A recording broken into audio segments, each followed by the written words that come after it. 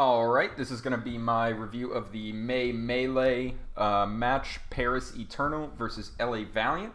We're going to get started here. The first map is Busan, chosen by Valiant, who is the higher seed. Valiant, I believe, did not get to choose their opponent like the other top 4 seeds. They were just left with Paris because no one else picked them. So while Valiant didn't choose the matchup, they did get to choose the map. And this is, in my opinion, I expected Valiant to play these style comps, which is the Rhine, Lucio, Reaper compositions. It's interesting that they're playing Lucio Brig. I think Lucio Brig is underrated. But I expected them to play this Reaper plus hit scan rush rush style that they play. But Busan, to me, is a weird map to choose for that. I don't know what they expected Paris to play, but for me, Busan is very much a dive and a double shield map, not a Rhine map. So it's interesting that they chose this map. I really want to see what compositions they play and how they perform on this map. Oh, I do still have the starting soon text up. Thank you. I am no longer starting soon. I've started. So there we go. Thank you. No more Bad Bunny. Yep, thank you, Epic GG and Aiden. I appreciate it. Okay, so let's get into it. We see a normal rollout from LA on this comp. They just want to take space. They don't have to hide from any comp in the game. And anytime you're on a Rhine comp, your goal is just walk in and eat up as much room as possible. So no weird rollouts from them. They also get a very fast rollout with the Lucio, obviously. Paris opting to play dive here. This is a weird comp also in my mind. So I think if you're going to play these DPS, you should have a Zen. I'm not sure the Ana value here. That's questionable to me.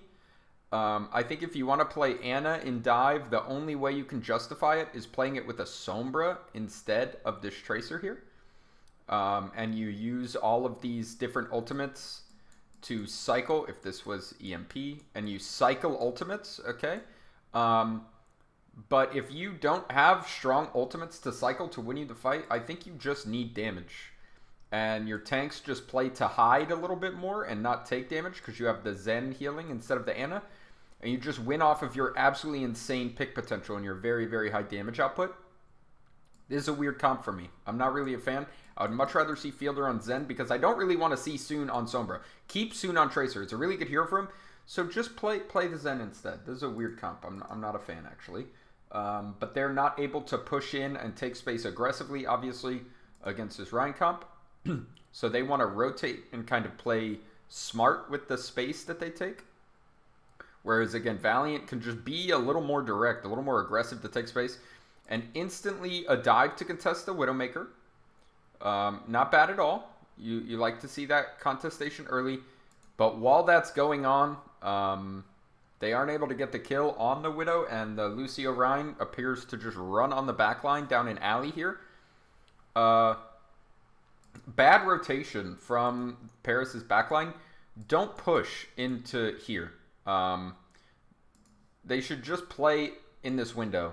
And then obviously the Rhine cannot pressure them whatsoever. So just not a good rotation from their backline.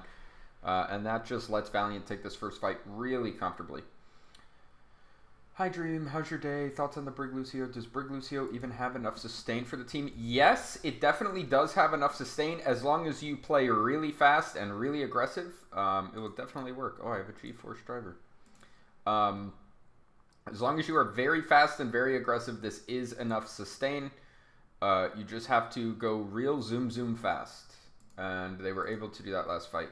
I think Brig Lucio can be very good in Rhine versus Rhine. Sometimes against other comps, you would rather have the Moira instead of the Brig, just in case they're playing like some weird, very spam-heavy comp. But I think Brig Lucio is solid. So here, this time they are pushing out of the window at the same time as their frontline pushes. Good. It's still going to be hard for them to deal with the Reaper. They do kill the Reaper. They get traded, though. And I think the Monkey is a much more important part of Paris's comp than the Reaper is for Valiant. And this is a really hard situation for Paris because they're going to have a hard time pushing in with their tanks to make any space. So they have to make room for their Anna to come in. Obviously here is good if you force the Rhine over to point, but they're not doing that. So their supports have to play up here, and they still have to push out. And the problem with playing here is there's a Widow. So they can't both push out and contest the Widow at the same time. It's very hard for them. So what I really think they need to do with this composition is just have the Tracer go touch point, because there's not any good people on the team to go deal with this. The Reaper can't go 1v1 the Tracer. The Widow can't go 1v1 the Tracer. The only option really is the D.Va, and she's going to lose the long fight to the Tracer. And this team just wants to rush and play as a unit. So Soon really needs to go touch the point and pressure Valiant here. I think it would help them immensely if he were to do that.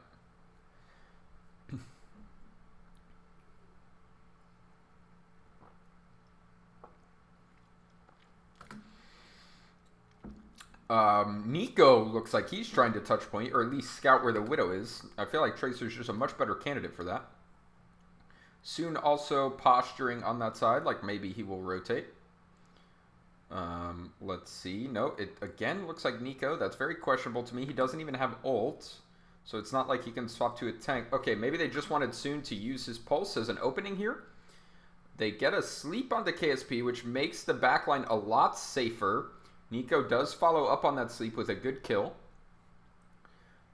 Dreamer has not been pressured almost at all here, just kind of free swinging during the rally from Lastro. The point flip actually comes out, which is really interesting. But this still feels like it's anyone's fight. A couple picks going both ways. D.Va bombs traded as well. Now Nico's going to have another D.Va bomb to use. This is actually a really good copy target in my opinion, but a well-timed beat from Rain just lets Valiant play very, very aggressively and get in there and get a couple big kills. No Smite is now under a lot of pressure with Fielder having died and up against a Reaper D.Va comp. He is just going to die. KSP has swapped to the Tracer and actually already almost built up a Pulse Bomb, coming back fast. And I think that's a good swap to come back fast to try and win that long fight, but I think their comp is a little weaker now into Paris's comp.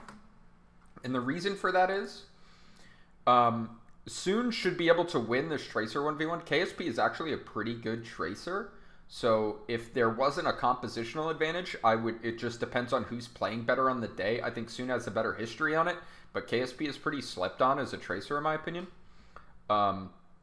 But the difference is Lastro cannot give his armor packs to KSP. Lastro has to give his armor packs to the tanks and to Reaper. Okay, if he gives all his armor packs to KSP, then this team is going to have very low sustain. Whereas Paris's comp, Fielder gets to do all the healing, so FD God can literally give every single armor pack he gets to Soon. Okay, so that should give Soon the advantage in the Tracer 1v1, and that's what makes this from KSP a little awkward outside the context of coming back fast for that fight. L Nike Pro 1 says, do you think that Valiant is a top team or a mid team? I think Valiant is not in the absolute top tier, top 3 teams in NA, but I think they're a good gatekeeper where I don't think they'll beat those top 3 teams in a series, but I think they are favored against basically all the other teams in a series. So I don't think they're like a tier 1 team, but they're like the border between a tier 2 and a tier 1 team in NA. And I think the gap between tier 1 and tier 2 teams in NA is very large, actually. So here, again, the backline is retaking through window, which is good, and they don't have to be scared of a Widow on the high ground, so they can push out very aggressively. Fielder uses the Nano onto the Monkey. That's a really good start. They isolate Dreamer and kill him right away. You love to see that sort of play. Huge aggression. Not backing off with the Nano at all. No Smite getting insane value out of that Nano. Actually doing so much work.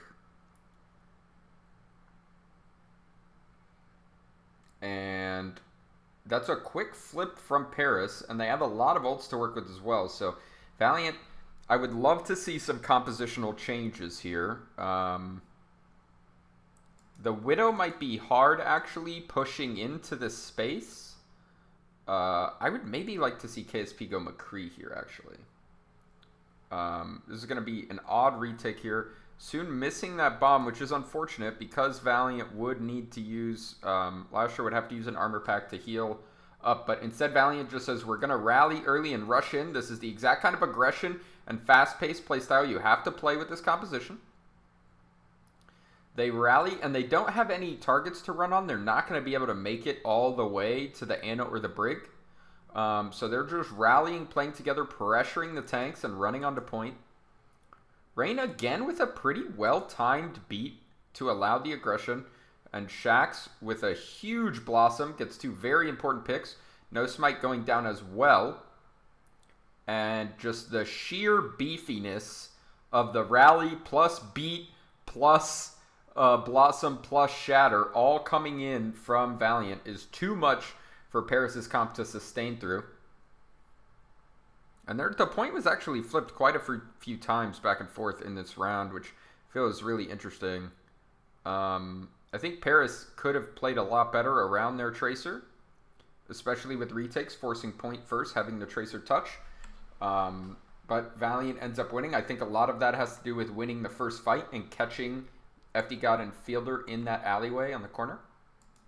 So now we see maybe why Valiant picked this map. Because we come to Sanctuary, okay, and the overwhelming majority of teams play Dive on Sanctuary, okay. I think Mayhem is maybe like the only team that plays Double Shield or something. Like almost everyone plays Dive here. It's a really good Dive map. So Valiant expects Dive and plays a full counter Dive composition with Brig and Torb, okay. So this pick might be a little bit of a bait from them. And Paris is playing what, in my mind, is a very suboptimal version of the Dive in this map. This is a really weird comp from Paris, and I feel that it is very low damage, and also they don't have nano.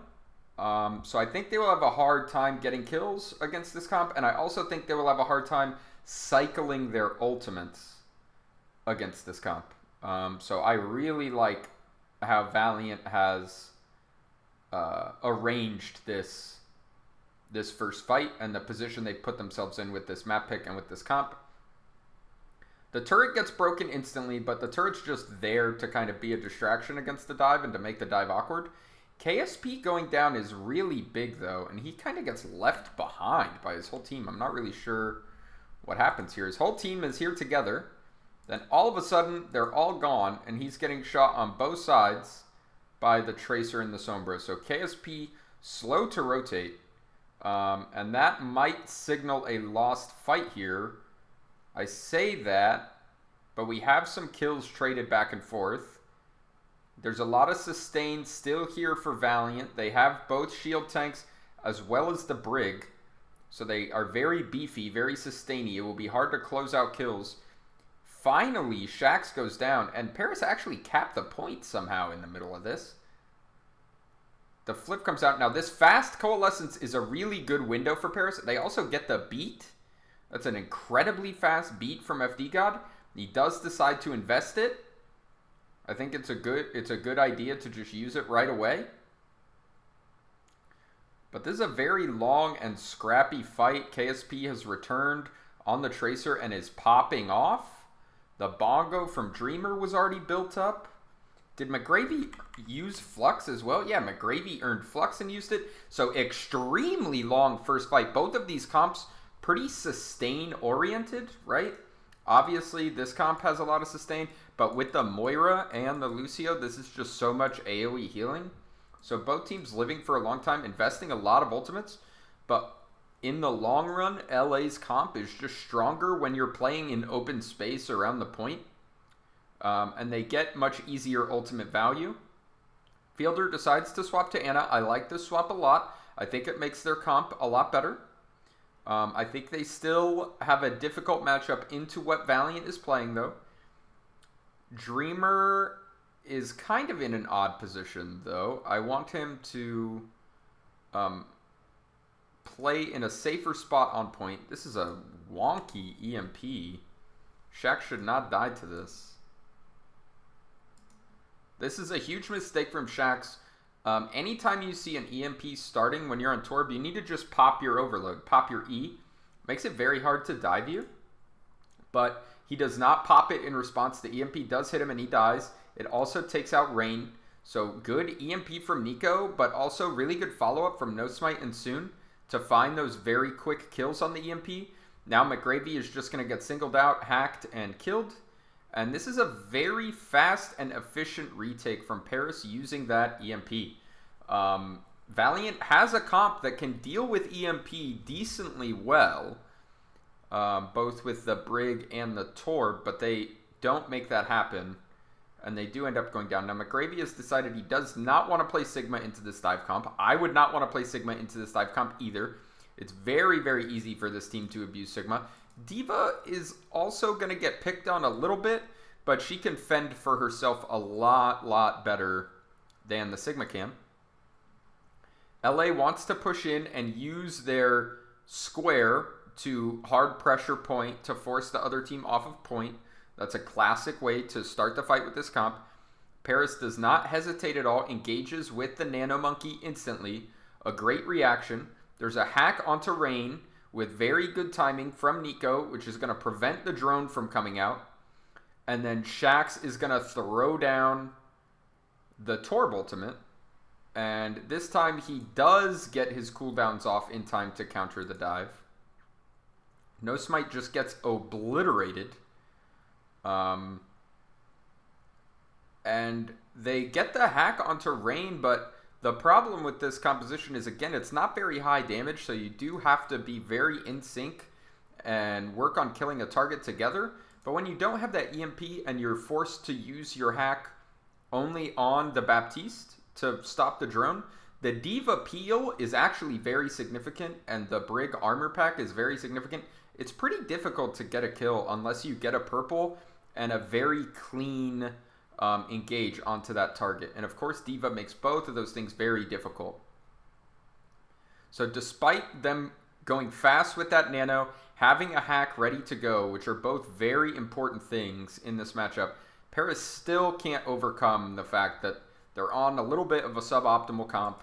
The Lucio isn't that good here. Brig would be a lot better in my opinion. And also, they need an Echo somewhere in here. So that's unfortunate. Now they're in a really bad position. They need to use this beat early to push in to get good position for all of their players. Then they can use the Primal to stall for more time while they build EMP. Hopefully they can win with just the beat and the Primal, and they won't need to invest the EMP. Nico does get forced out right away. They do use both the beat and the Primal to take space and split the team. No Smite trying to isolate the Brig. While that's going down, though, KSP gets a kill, and the rally is such good sustain for this team, right? There's not a lot of damage, especially when Nico gets forced to TP out. They don't have a lot of kill power. So while that rally is ticking, it's so hard for them to finish anything off. And KSP finds these kills that are so big. And he could just play so aggressively because he knows he's always going to have armor, and soon will never have armor because they're not playing a Brig. The Lucio is really not doing anything for Paris in this composition. There's a reason no one plays Lucio in dive comp, in like the whole Melee, I think, except for Paris. It's just not very useful right now. Alright, Gummy says Paris versus LA, let's go. Agree. Bonnie says, yeah, we VODing, we reviewing, we VOD reviewing. Yes. We jopping. Are you only doing NA games? No. No, I already did 2 Asia matches, and after this one, I'm going to do Hangzhou's match that they mysteriously lost 3-0. I didn't watch any of that, but I'm really interested to see why it was a 3-0. I felt like they weren't that weak of a team. What's the reasoning behind the support line, and how different is it to the Briggs end? Is it for more of a rush comp? I'm sorry, I didn't see this at the time. I assume you mean like the Lucio Anna or the Lucio Moira. The reason is Paris was dumb. It's a bad comp. There's no reason to run that in this meta. Yeah, Moira Lucio. That's like the traditional backline you use with Sombra Tracer, and you just play like a very high-paced dive comp, but that style is not good right now because Brig is so strong, and uh, Echo is so strong in dive. You really want both of those heroes in your dive comp, unless you're in very specific matchups or very specific situations. You always want those two heroes. Paris was not running either of those heroes, and they were playing against an anti-dive comp. So they were in a very, very hard situation. I think it's interesting that Valiant chose what I would consider in Busan to be one of the dive-centric control maps, and then decided to pick that map, but then play counter dive comps because they assumed Paris would just play dive there. That's a really interesting way to take advantage of that first Koth map choice that the higher seed gets. I like that a lot from Valiant, actually. To put FD on a comfort pick, I mean, yeah, FD is really, really good at Lucio, but like if you're not playing like a Rein, Mei, Reaper style rush comp, like Lucio is just a bad hero right now. You just don't need to play Lucio, I think. I get that it's a comfort pick for FD God. He is a huge standout on it, but like you're hamstringing your entire team. It's like borderline an unwinnable matchup. So now here, I am okay with the Lucio, right? It is that Rein, Reaper, Mei, and you don't need all of these heroes. But if it's a Rein, Mei, or a Rein, Reaper composition, the Lucio makes a lot of sense, similar to when Valiant played it on the first point of Busan where they had the Lucio Brig, because they had a Rein and a Reaper, right? That is totally fine in my mind. But if you are running dive, you should never pick Lucio. Unless there's like a big patch change or Brig is banned or something. Don't pick Lucio. Here, this rush in defense is very interesting. And Paris choosing King's Row is also interesting. So loser picks. So Paris picks King's Row. That's because they want to play a rush comp. They want to play this. They could have picked Hollywood if they wanted to play dive. They could have picked Blizzard World if they wanted to play Orisa Sigma. Instead, they picked King's Row because they want to play rush. And Valiant has already shown that they are happy to play the rush comp. Okay, they played it in downtown. This Reaper plus hit scan rush is something they were running before hero pools. Okay, even when Mei was meta, they really liked this Reaper plus hit scan style. It's a comfort style for them. So Paris also comfortable on the rush comp, but you can tell that they are just willing to take that rush mirror, and that makes this set really interesting to me. A lot of NA matches were dictated by one team having one style, the other team having a different style, and the map picks being about which style was good on those maps. But here, both teams say, we want to play Rein comps, and we just want to go head-to-head. I really, really like that. Do you still need Moira in this, or Brig is better? I think Moira is a good pick in defense because you don't know what comp the defense will choose. And the Lucio Moira covers more matchups. But I tend to think that Brig might be better if both teams have the Rein. I'm not 100% sure, but I think that Brig is very, very good when both teams play these Rein compositions. So they do a quick TP play, have KSP hanging out on the flank as Widow. This makes it awkward for Paris to try and contest Valiant while they make this rotation. So they kind of get all this space for free because Paris does not want to just stand in a Widow sightline for no reason.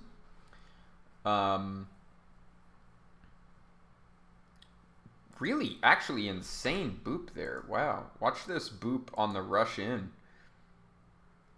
Boom. This boop back was actually really significant from Rain to make it to where Paris wasn't going to be able to engage. They still get that wall value. And this is not really where Valiant wants to take the fight, right? If you think of where on first point can you take your team so that the Widow gets the minimum amount of value, it's probably inside this building. And that is where Valiant chooses to take the fight. I do not like that at all. That's highly, highly questionable. It makes your Widow low value. It makes their Mei high value. Just a out-and-out mistake from Valiant. But KSP says, now that you guys are all inside, we can just touch point because you'll have to push out into my sightlines. And the team is now returning. So now this becomes a very awkward retake for Paris. Again, because of these Widow sightlines. They need to play extremely fast right now. And don't give the Widow any time to get value. Good wall. Splits the team, but also limits the Widow LOS. They do re-engage with this Coalescence. Get the kill on the Rhine. Between the Coalescence and the Mei wall, you expect Dreamer to get the worst end of this trade. Shax does return with a kill, though. Lastro also dying to the Coal. Another target that will often die to Coalescence in this comp. And while Fielder dies to KSP, he ends up going down as well. And the fact that there's not a lot of sustain for Valiant means that with Lastro dead, they're just in a really, really bad position to win the long fight. That's a great recontest from Paris coming back in with the speed play with the Coalescence. That's exactly how you have to play this composition. Even LA is in kind of a weird spot because they kind of want to play a little slower than Paris so that they can get Widow value, right? But Paris just has the ability to play incredibly fast. With the Mei, with the Moira, and with the Diva, they can just play so fast and so aggressive and take space all the time that LA is having a difficult time with their slow play. Huge shatter from Dreamer. Oh my god! He just absolutely egoed Ben Best. What a Chad play. KSP dies to FD God again. FD is clearly the one that's on Widow duty. I think that's a good assignment. Just speed boost your team in and then go find the Widow. But let's watch this shatter. What a play from Dreamer. So look, they wall Dreamer. He's under pressure, and he just does a 180 shatter on him. What a god. The Blizzard and Beat both get invested from Paris because they're trying to sustain after Fielder dies to that shatter. But the Beat and the Rally is just so much tankiness for Valiant that they're going to win out the fight. That's just a huge play from Dreamer. You love to see it.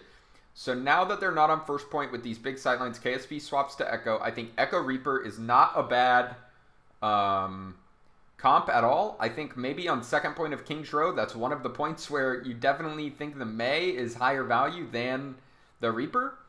But this is definitely a good swap from KSP. The Widow is going to be really hard to make work on second. He also sometimes plays Ashe in this comp, sometimes plays McCree in this comp. I'm not familiar with how good KSP is at Echo, but in theory, this is a good swap on paper. What do you think about Valiant choosing to attack first? It's definitely atypical.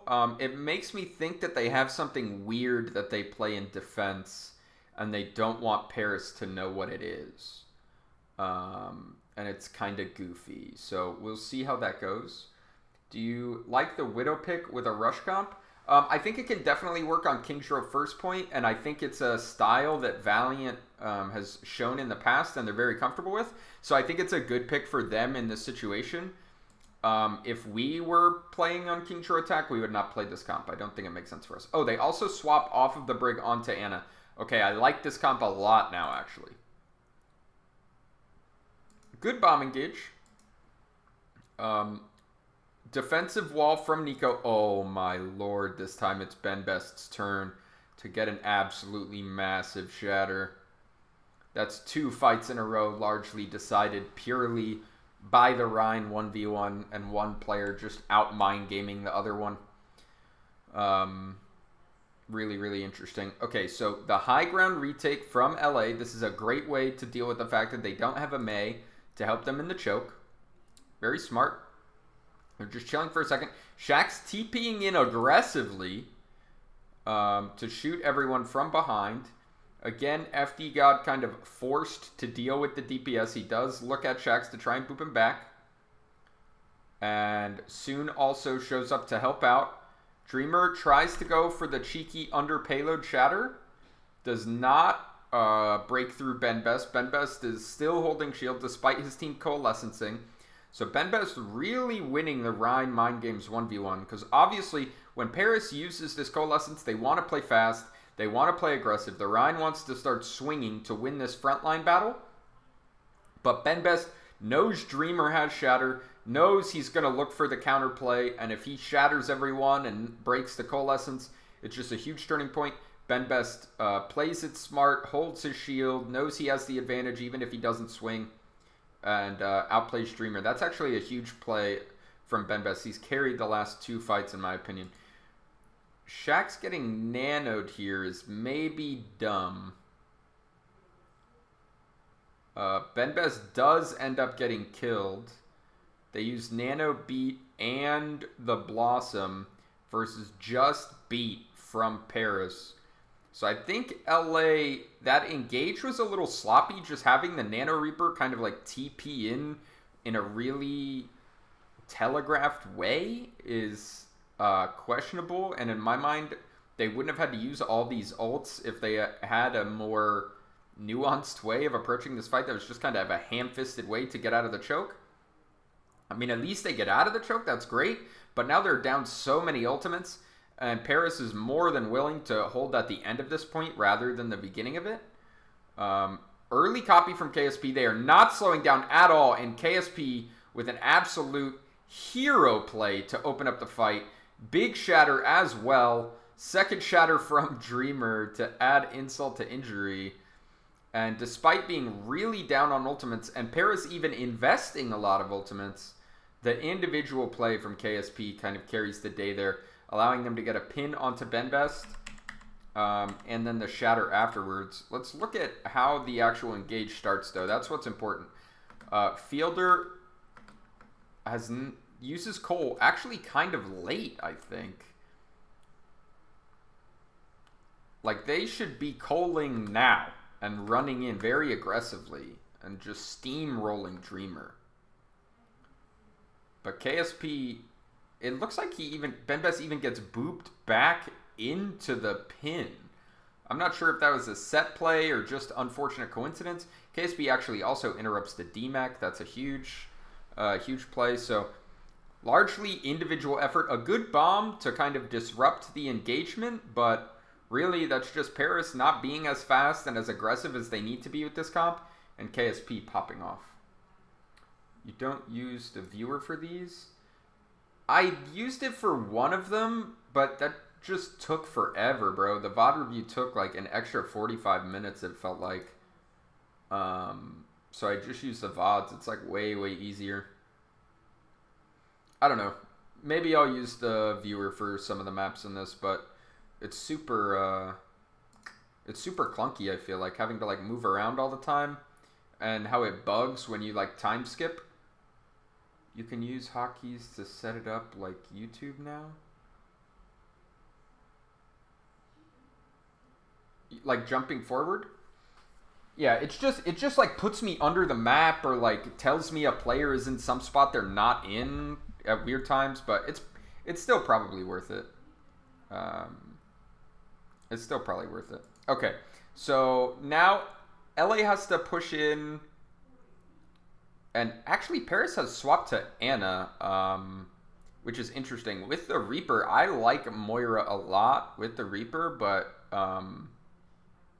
yeah, I don't know. The Ana can't play quite as fast, but maybe the Ana will help them like just take more space with the Nanorines, as opposed to the Cole, which you can't be quite as aggressive with. And yeah, early Nanorine from Valiant. That's exactly what you want to see. They also use Beat. This is a really risky shatter to go for. Dreamer's in the middle of getting frozen, and he still tries to shatter.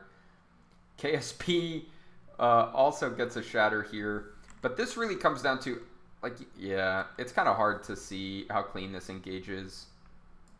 But a good wall from Nico kind of separates the backline. Good job from Dreamer. This is a big thing when you're playing against Mei, especially when you're nano rhyming. It's super important for you to force the Mei ice block, to swing on the Mei and force that ice block. It's really, really good. Dreamer does that, and usually that would mean that Nico is under pressure and is not able to play aggressively after that and try and freeze the Rhine, try and play in an aggressive spot and wait out the defense matrix so he can use his ult. But because FD God beats, that allows them to get out of this ice block and then push really aggressively back in and get value. But still, this is a lot of ults invested by Paris anyways, and they're even throwing the bomb. They're still, like, this is a very close fight. Valiant's still getting cart push here. Paris might even, yeah, Paris basically loses this fight. And they use beat, nano, bomb, and Blizzard. That's absolutely huge. On the other hand, I'm pretty sure Valiant used literally 6 ults. And how does KSP even die here, bro? What's going on?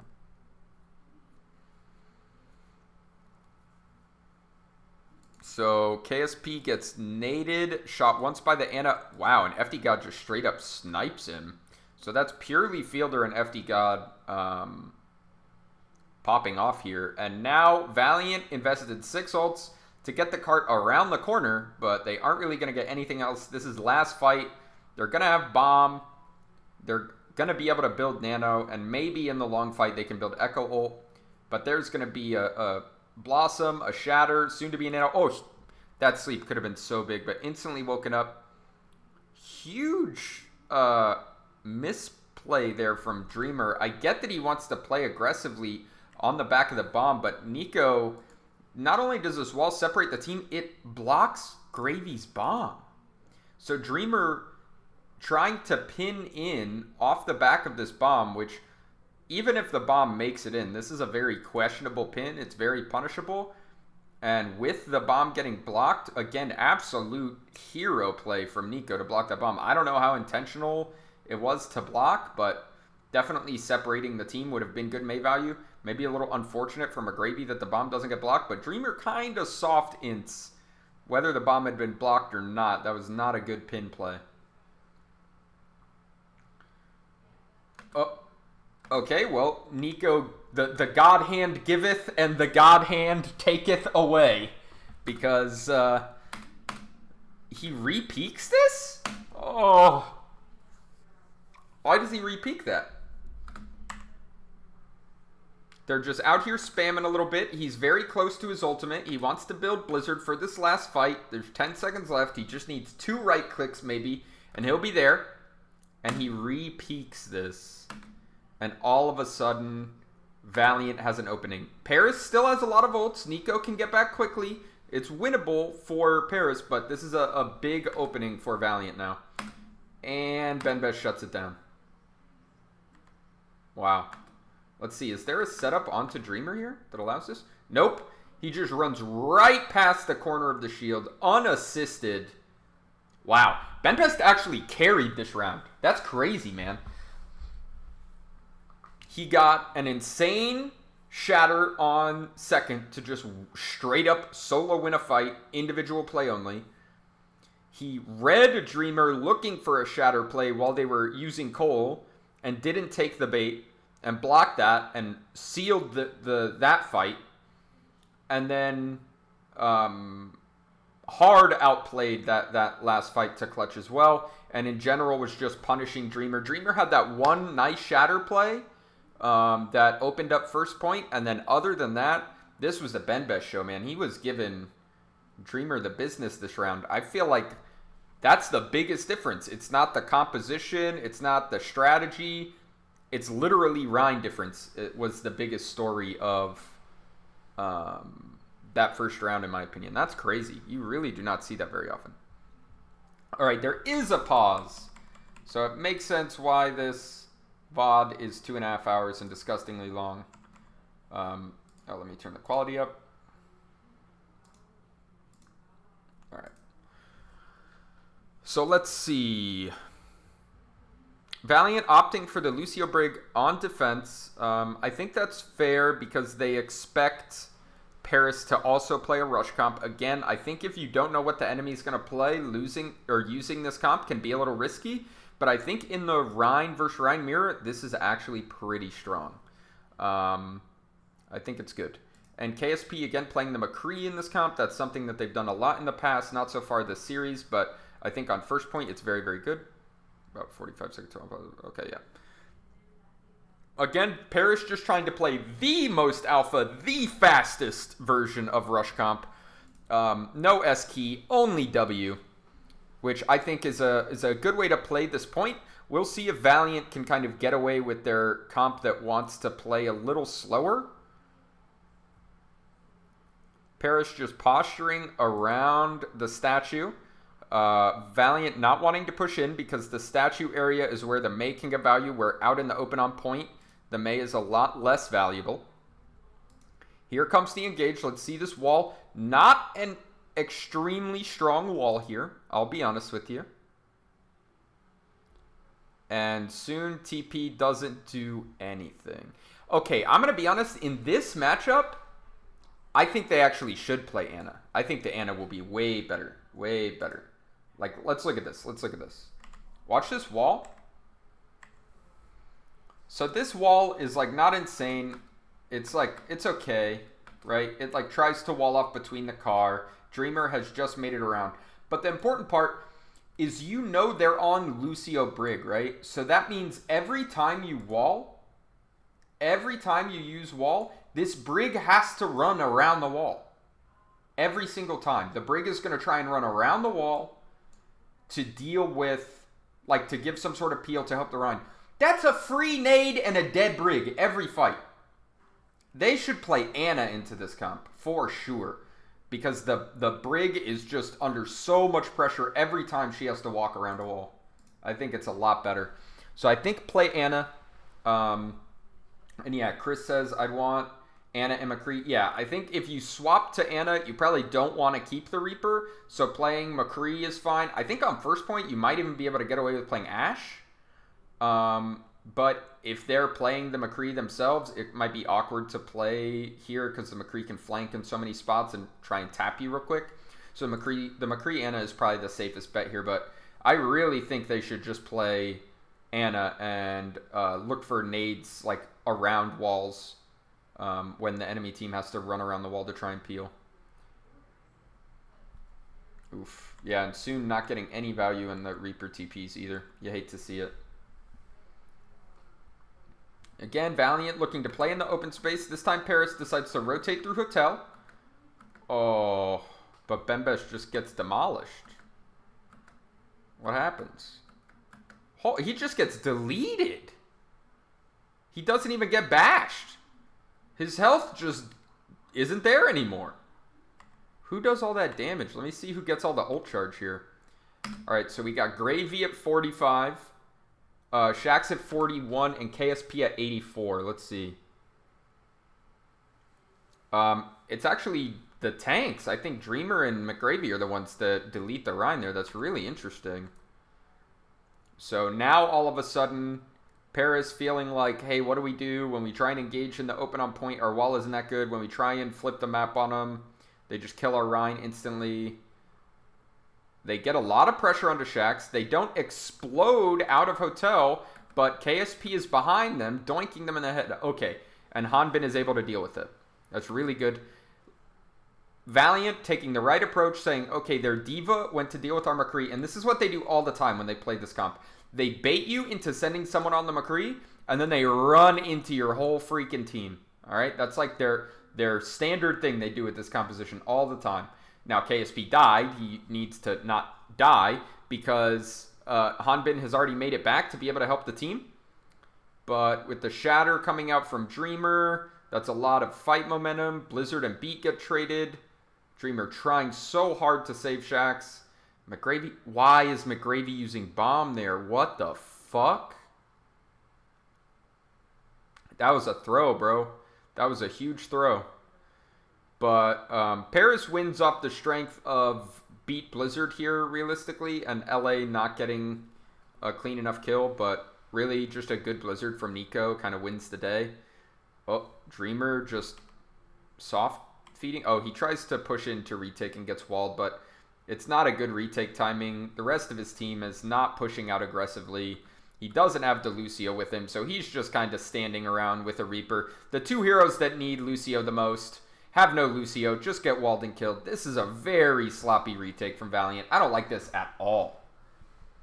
FD God got shattered out of beat. Wow, I didn't even notice that. That's huge, too. And they still win the fight. But that's a terrible retake from Valiant. That is not what you want to see at all. So because they do such a sloppy retake, they don't get to hold at the start of second. Oh, Paris is doing a good job of denying that and holding close, but not too close. Immediate wall play.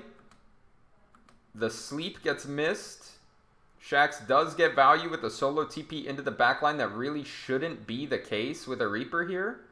Killing both supports by himself, just TPing in with Blossom, should basically never happen.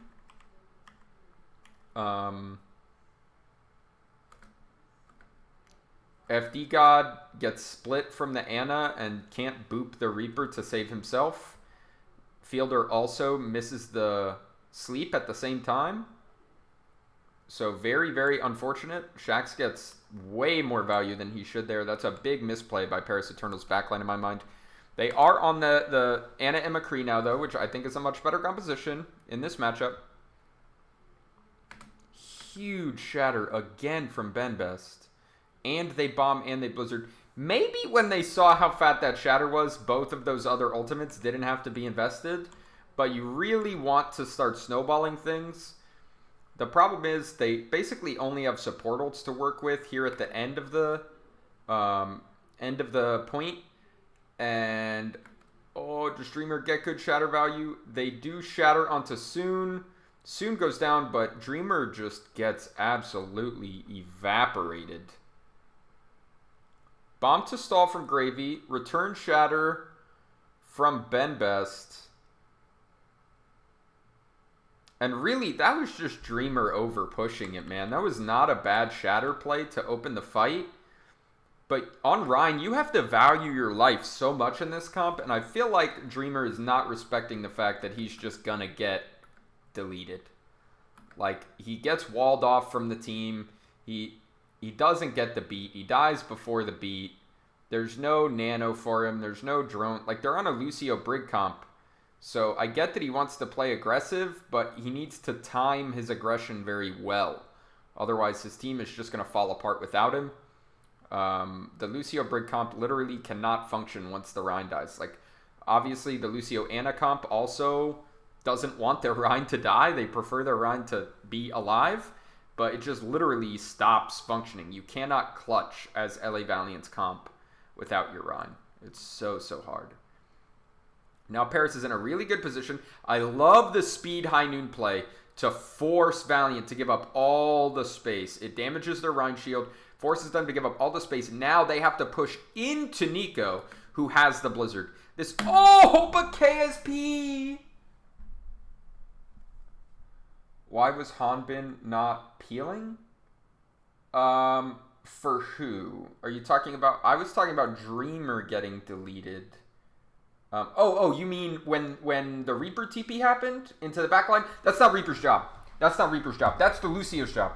The Lucio deals with Reaper. In this matchup, the Lucio can always deal with the Reaper if they play it correctly. FD God just misplayed.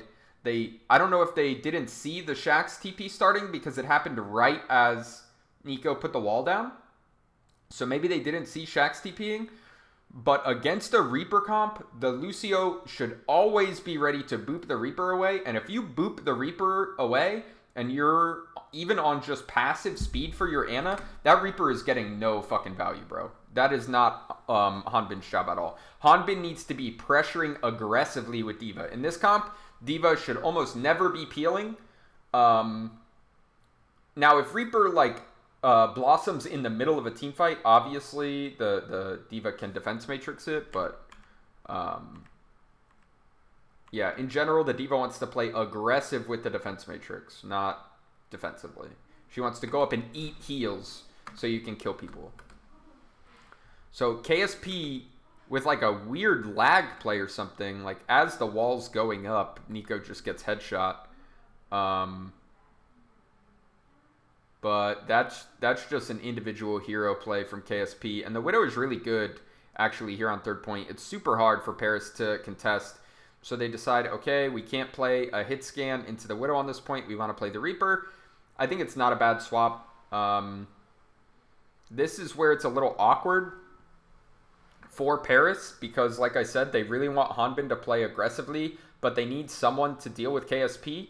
So what I want to see is for them to speed early and use their wall, and then to have FD God try and find KSP. But if KSP plays all the way back in spawn, it's really difficult. But no, KSP's on this high ground, so it can definitely be contested by FD God. But actually, they just have Soon do it. Again, Nico dies without getting to use his Blizzard, though. That's 2 fights in a row where that really should not be happening. And Shax again gets value on the Reaper that I don't think he should be getting. But good from Valiant to play aggressively. They use their beat, which means KSP does not die in the back line, and they can play aggressively in the front line at the same time. But now, they're in a situation where they have no support ults. They don't get that get out of jail free sort of sustain option that those ultimates give. So they're going to have to win the fight decisively early. So the wall comes out. The beat comes out. So Dreamer is just under so much pressure right now. So, and McGravy gets slept. Okay, he gets woken up. But Dreamer's under so much pressure right now. Throws out the Shatter. Doesn't really get any value from it. Nico's Blizzard, also not the biggest deal. Fielder does go down in the backline, though. That's a very big deal. KSP has also fallen. Did Nico have his shift up? No, he didn't. Okay. Yeah, Shax is getting away with way more on this Reaper than he should. I feel like FD God is dropping the ball a lot, actually. But yeah, this is one of those situations where Paris's comp is just so much better in the long fight at clutching versus Valiant's comp. Valiant's comp, like, once pieces start dying, the comp falls apart. Whereas Paris's comp can actually win when they're a man down. And yeah, in the long fight, Paris eventually wins out. Eventually, Nico uses the Blizzard, and they're able to win. Can you explain why Valiant wants to play their initial McCree, Lucio, Brig comp slower than Paris wants to play theirs because of the Mei?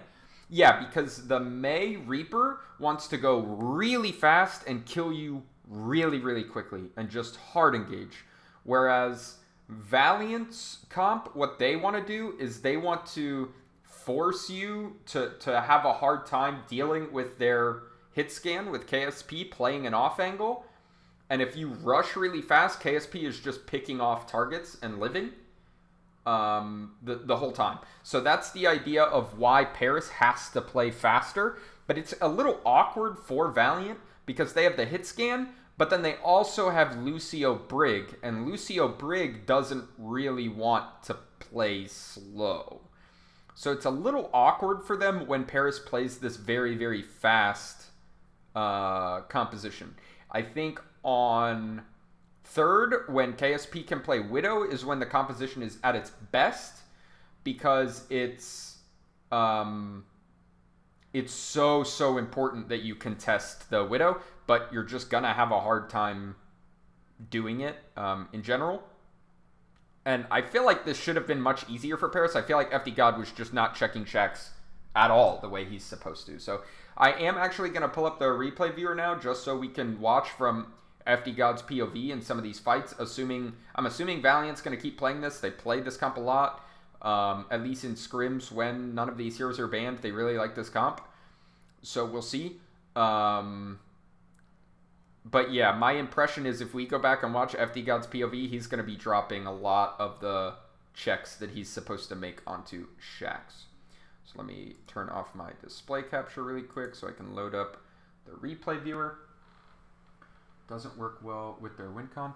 It can, because the idea is they want to bait you into going onto the hit scan, and then they have Brig packs for the hit scan, so you like can't kill them, right?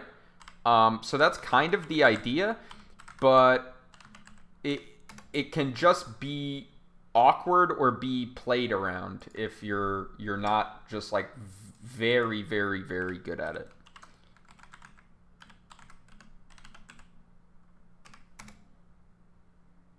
Right? Like 5th login attempt is the charm.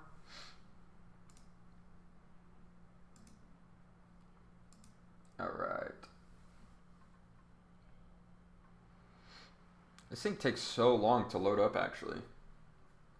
But yeah, I really want to see from FD God's POV why he's not able to check the Reaper, like what's happening. Because I feel like it just really should not happen that way. I think it's a big mistake. Oh, I got a new follow here. Lectix, who's been in chat here. Thank you for the follow. I do appreciate it. Timeout communicating with Blizzard services. Amazing. Let me try again. Chris, if you're still in chat, is the replay viewer working for you right now? The armor defo makes it more difficult. Yeah, the armor makes it difficult to contest the hit scan, but if they just wall the Rhine and kill the Rhine real fast, it doesn't give time for the hit scan. It wasn't working for you earlier, but Astro had it working. Interesting. Interesting. Let me see. Entering game, please work.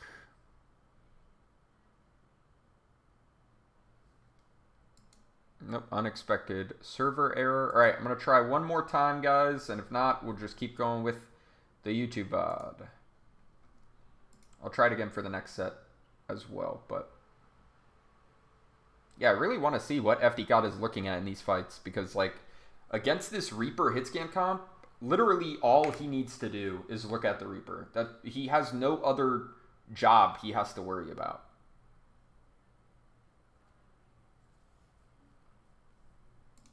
Aha! It finally worked. Yes. All right, so let's see. Eternal versus Valiant. Wait, why is Eternal's logo yellow? What is this? Why is it yellow? Isn't it supposed to be red? Am I dumb?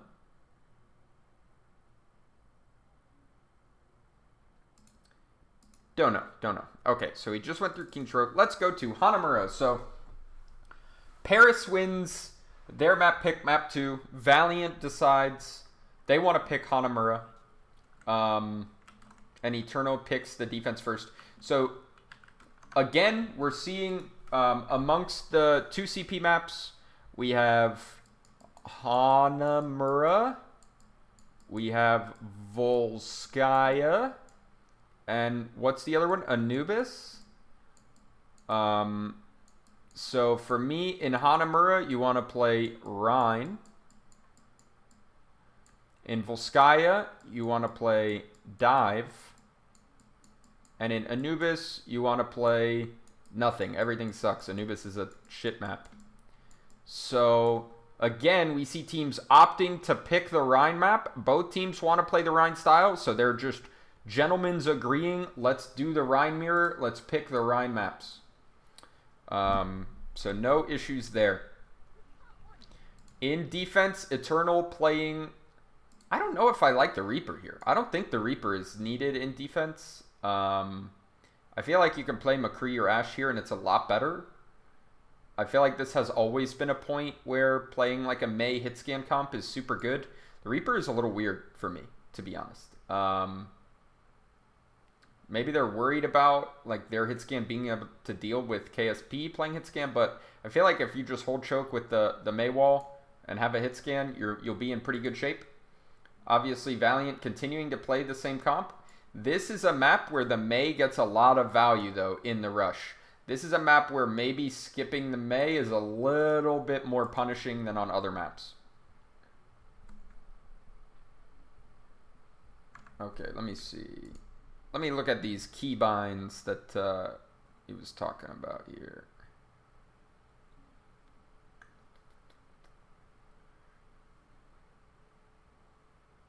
Replay forward and back are a thing here, so I'm just going to do J and K here.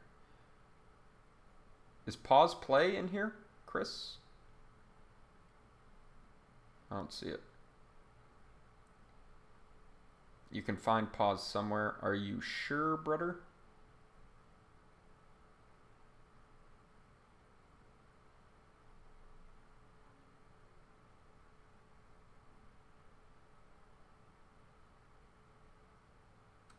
I don't see it. Whatever.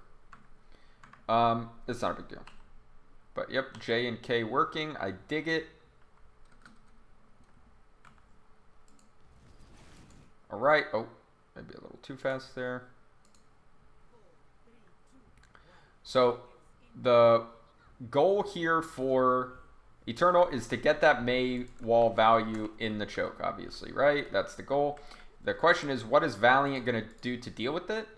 I feel like I might even want an Ashe here instead of a Widow, just because I feel like the Widow, if the fight's happening right here, the Ashe can do a lot more than the Widow. If the Ashe just like peeks from here, or even peeks over here, can do a lot more. I'm not sure what they're going to accomplish with the Widow, but we'll see. But the real thing is kind of dealing with this May and finding a way to break this wall quickly.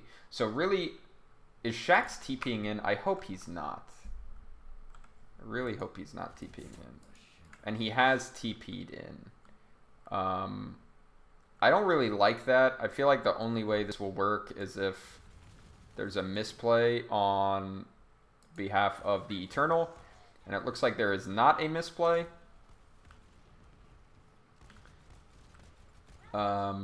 This is a really weird play for Valiant, in my opinion. I do not think, like, this is what you do on dive comps a lot. If they're hold the choke, is you send people through and come to this roof.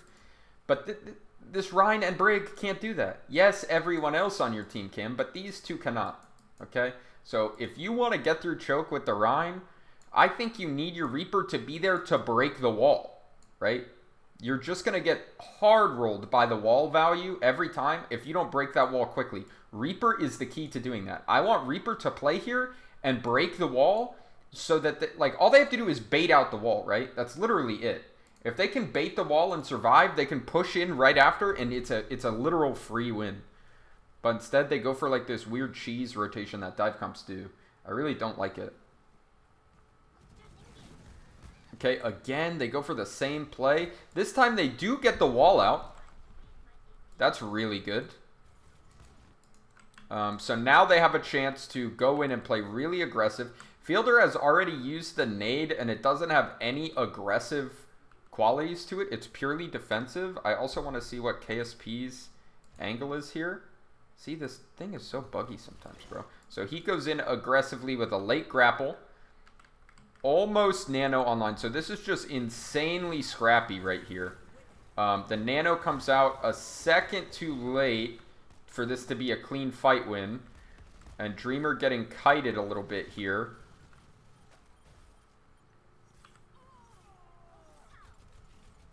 Oof. Yeah, I really feel like they just needed to get either wall value or purple value.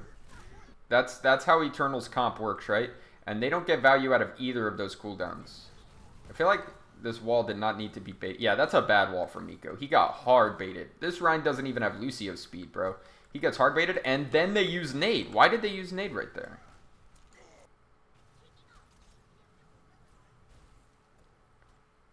Is Benbest so... Are they so scared of Benbest dying? That's a garbage nade from Fielder. That's a throw, bro. They need nade now. They cannot win if they get no offensive value out of Maywall and nade. It will not happen with this composition. They can't. That's a huge, huge mistake in my opinion.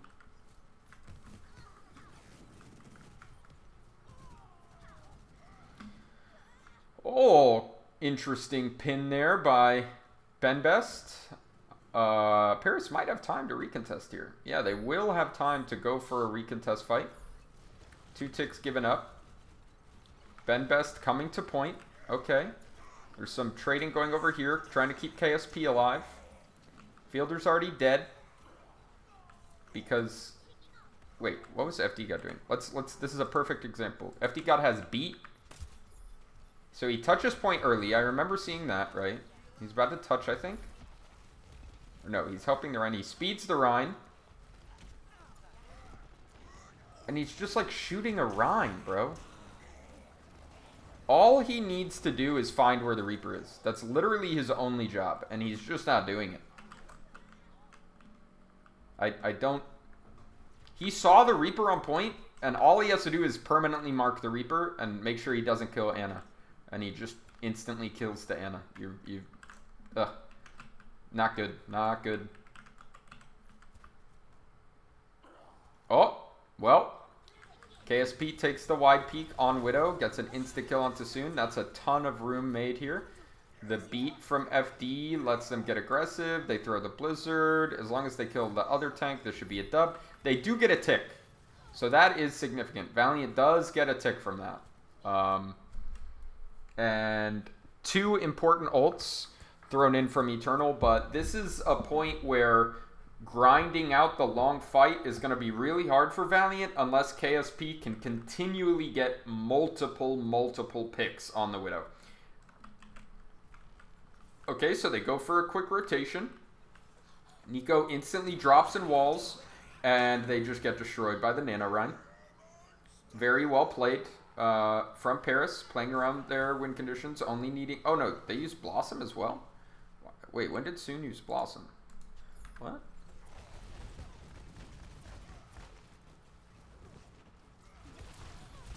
Oh, he just popped it instantly. That's why everyone died so fast. So they used Nanorine and Blossom. Maybe they only needed the Nanorine. They probably didn't need the Blossom. But, oh, if Soon's swapping, then it's not a big deal at all. He's going to play Tracer here. I don't really like this. Okay, he goes back because KSP has gone McCree. And he goes back to Reaper. So I guess what they were going to do is just have Soon on the Tracer try and contest the Widow here, which isn't terrible, but it just makes it difficult for them to have enough damage to get kills off of their walls. So here they get a good wall. Dreamer does manage to back off. Now they're going to have to kite a little bit. But I feel like FD God should be the one contesting the DPS here. It does not need to be Soon. They get a Shatter Bomb play, which kills Rain, but losing the Lucio isn't that big a deal. Good bomb, like mid-fight push for Valiant. They also use Rally, so they're really committing to try and get on point here and get some more ticks. FD God getting multiple boops onto the Rhine to send it back into the pit.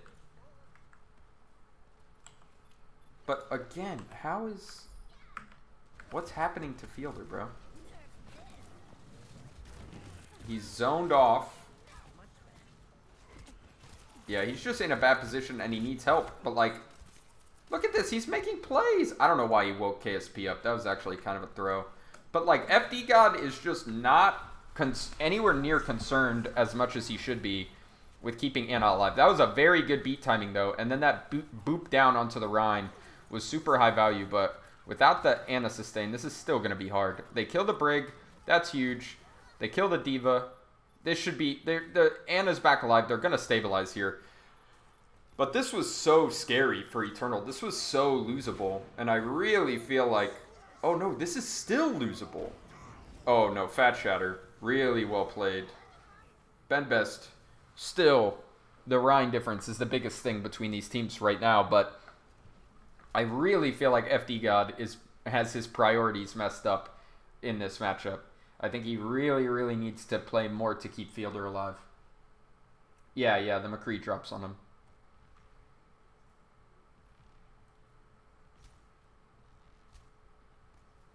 Like, he's getting good boop value, booping the tanks down into, like, the moat or whatever, the canal, for sure. But, like, Anna is dying every fucking fight.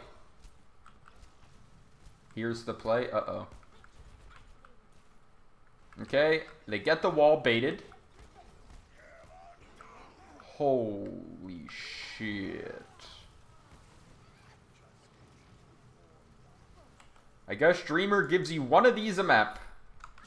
You get one free team fight win from Dreamer per map. Does Ben Best get bashed? Does the Brig or the McCree get in on this? Or is this purely just I speed past your shield and get like a 1 pixel shatter?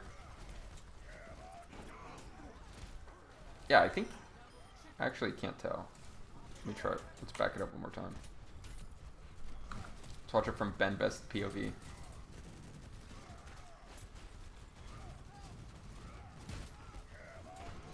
He does not get stunned by anything except the shatter. That's just a huge play from Dreamer. That's heart-crushing, too, if you're Ben Best. Your entire team just got put on their backs. Whew. Whew. And one thing I'll say is that Nico has been too trigger-happy with the walls. It has been way too easy for the wall to get baited out. Like, especially... Let's back it up really quick. Especially on second point here. Like... You don't have to wall like this, right? You can wall like this. You can wall, if they try and go up here, you can wall like this. If they come at you, you can do any of these walls. Like, if they're playing baity right here, just don't take the bait. It's okay. This isn't your only wall opportunity, right? Like on Hanamura first point, where he got it baited, it's a lot more understandable because he only has one place to wall. He's still got it baited more than I would like, but... In this situation, getting baited into using this wall and getting no value is actually a really, really big mistake, in my opinion.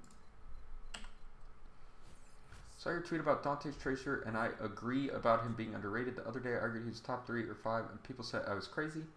Yeah, I think Dante's Tracer is very, very good. I don't think that, like, he's just hands down the best Tracer in the league, but I think he is easily in the same tier of the other best Tracers, and amongst all those really, really good Tracers, right, like Decay, Carpe, Dante,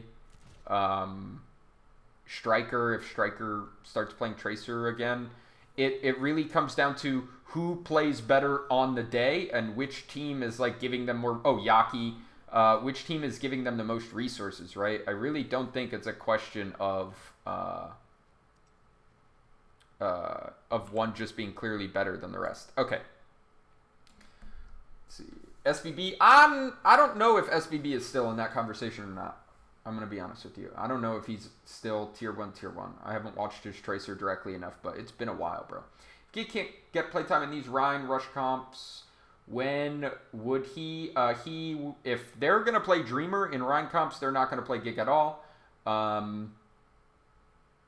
Yeah, that's my take on it. I don't know why you would play Gig if you're not going to play him in rank comps. Okay, so Valiant decides we're actually going to play double shield here in defense, which I think is a very questionable decision. We will see. I especially think playing Torb is weird. So this is a weird comp because they play this greedy backline. So teams will want to play dive into you when you play these two supports. But they play Torb to make the dive hard. And this has always been a pretty good Torb point. But this isn't that good for Zen. I feel like you'd be better off playing Brig here. And keeping Echo or an aggressive DPS that can get more value. Maybe Shax just isn't like an Echo player. I don't know, but this is a weird comp for me. And there's a potential for this to work very, very well as long as this TP does not get interrupted. So we'll see. Let's look from Soon's POV, how they set this TP up. Everyone's holding shield so that they can TP. Did they TP like onto the belt? No, I guess he just gets booped up. So they successfully rotate to point. Again, a little bit of an early wall from Nico. He does get it baited, but it's not that big a deal in this situation. It allows their sim to shoot at stuff and try and get... Oh, she doesn't even use that time to get torqued, though. That's unfortunate.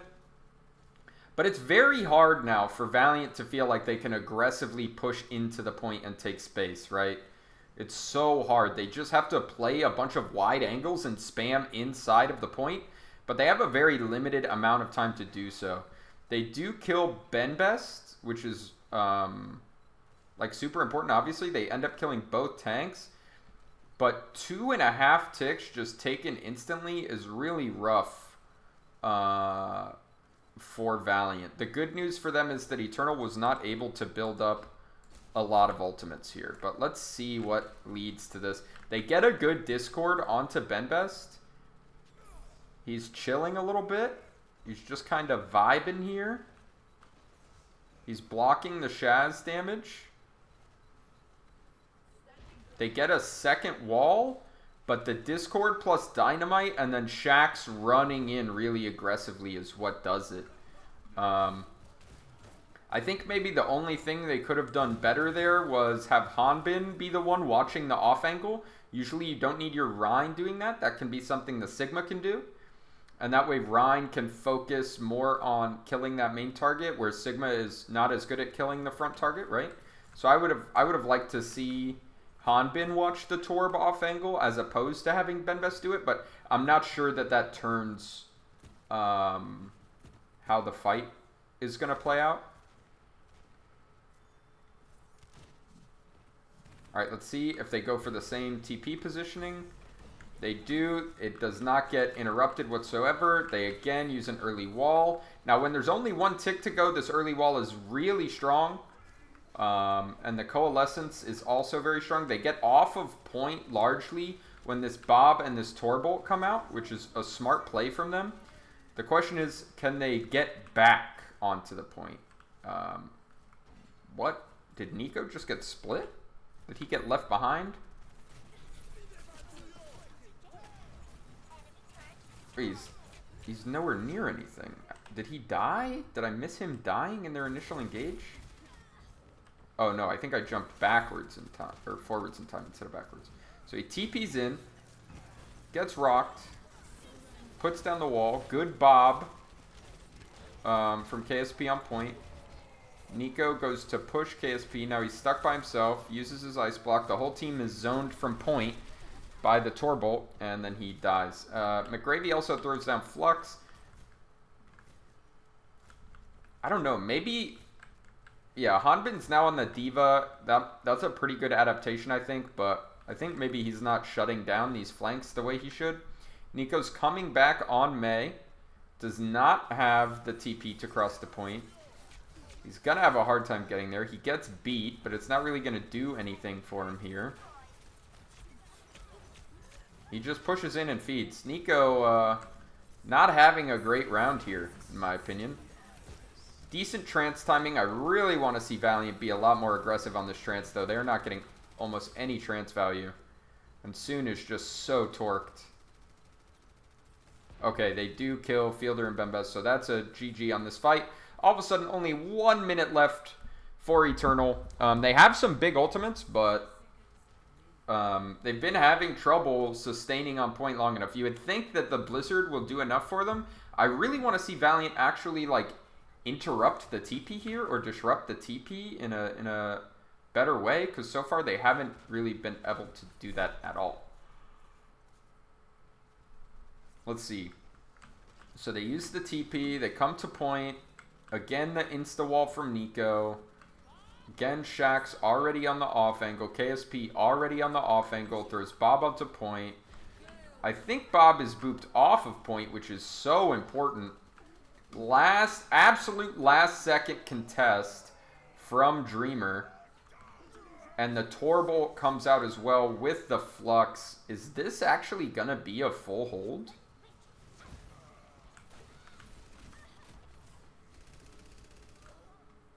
Wow. It is a full hold. That's crazy.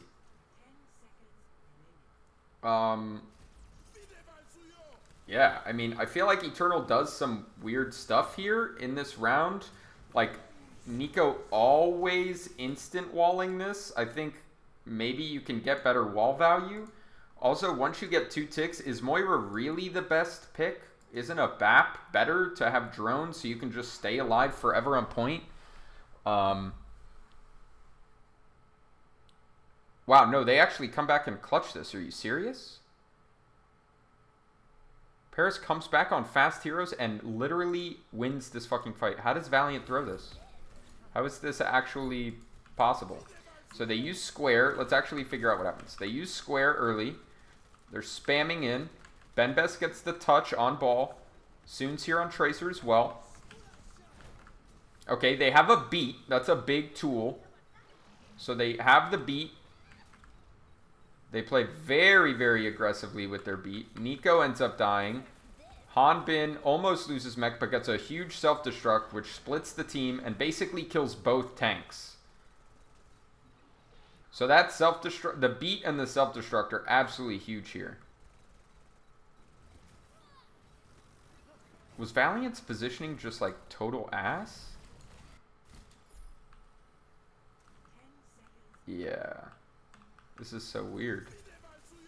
So they're down 2.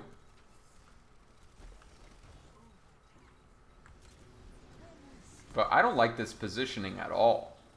I think they needed to be positioning like on the stairs here. Or probably not over here. Yeah, they needed to be positioning like on the stairs here. So that there's not so many angles they're going to get surrounded from and their backline's going to get dove from. But realistically, Eternal just comes back and makes a bunch of clutch plays. That's crazy. That should have been a full hold from Valiant. But now all of a sudden, Eternal has the chance to actually have a better time bank. It's going to be very difficult to win this fight, though, into the Torble and the Trance and the soon-to-be Bongo. The Trance does get forced out. Soon instantly dies. This Coalescence is probably not going to do enough. Oh, they also used a Torble. So a decent amount invested here right away from Valiant. Eternal just trying to snowball with the same comp and using their Coalescence. It's a pretty good trade for them. FD God killed... let's see. Could also consider a hit scan staying main and pressuring as Crossfire. Yeah. Instead of playing... I feel like you don't need to keep Sim and Mei both for so long. It's really awkward, I think. Yeah, having a hit scan play main makes like having to surround the point a lot harder for Valiant's comp. I agree. I think that'd be a lot of value. FD got killed Lastro at 20 seconds. Yeah, that's actually huge that Lastro died. Why would Paris run the Sigma to begin with over Diva? Because in sim comps, a lot of times having 2 shields is really good because it lets your frontline be very stable, and you just the sim can just stand behind a shield and zap the enemy Rhine the whole time. Whereas if you have like a Rhine Diva, for example, anytime the Rhine wants to swing or drop shield, the sim is at risk of dying and can't just pressure the enemy tanks. Defensive wall from Nico allows them to live through the flux. Lastro on the Brig now. I like the Brig swap for this point. I think it's good. Soon still on Tracer because he's got the pulse, but other than that, Eternal has swapped over. He is against a Brig Torb comp, so it's not going to be super high value. He just has to get good pulse value. So they rotate up. They need to find something to wall.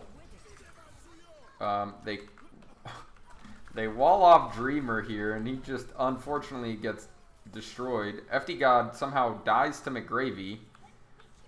I love this positioning for the Ashe and the Bap here to just pop drone and try and get kills, but I'm not sure it's going to be enough.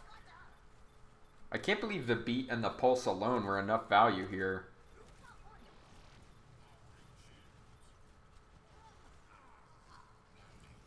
Oh, no, maybe they aren't. Oh, Dreamer goofs his slam there.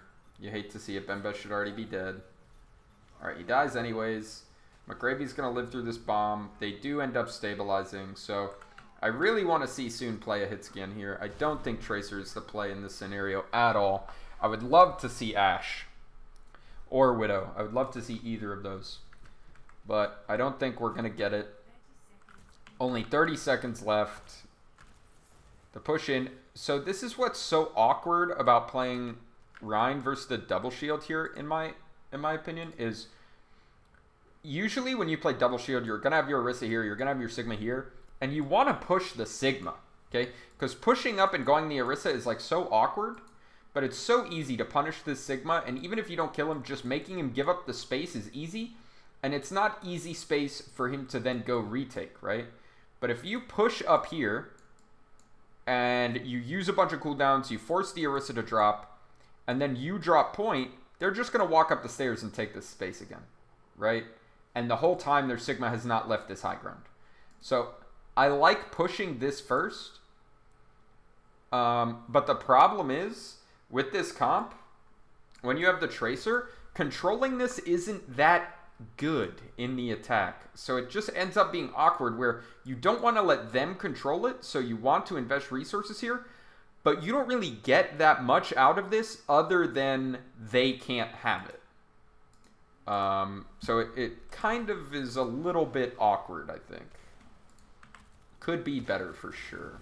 So they do just end up poking McGravy and making him drop. I feel like maybe he could have played that a little bit better. Ben Best? Excuse me? Okay, that was clearly some miscommunication as to what was going on. Clearly Ben Best was not on the same page with the rest of his team. They're like, oh, the Rhine dropped. He's like, all right, perfect. Or the Sigma dropped.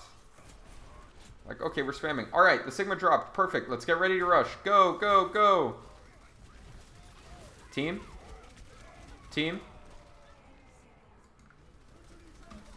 Just totally on a different page from the rest of his team. Well, Soon just kills everyone, so it doesn't matter. Holy shit. Literally, how do they win this? They nano Diva, which is a good play, for sure. KSP goes down because of that. Soon is in the back line, killing Rain, killing Shax.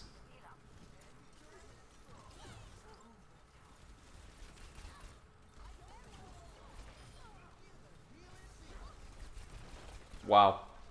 I feel like maybe Valiant got punished for playing 2 split? Oh wow, Soon came from Coast. That's actually super interesting. It makes a lot of sense though. Same thing that Echo does in this point. Oh, this is so bad. KSP and Rain get completely split.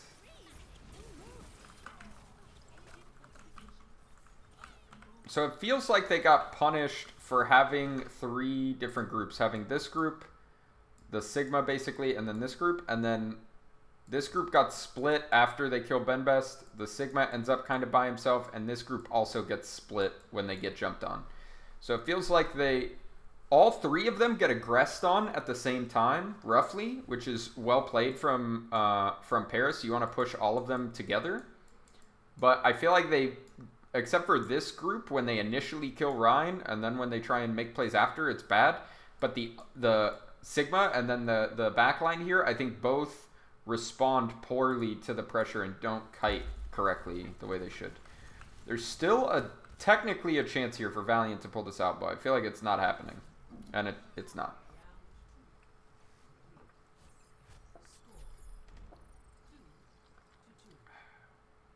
Okay. So now it's going to be Eternal's attack again. Valiant is, I'm assuming, going to run that same comp in defense. They are indeed. I'm going to be so tilted if Paris runs the same comp and it works. That would make me so mad. If I was on Valiant and Paris like ran this comp that they should have full held on the first time, and now they win first fight this time. So they are instantly in position to try and punish this, except... KSP dies somehow? Wait, this is a L. This is gonna work. Maybe. Can Soon live? Can Soon live? Yeah, this is a fat L, actually.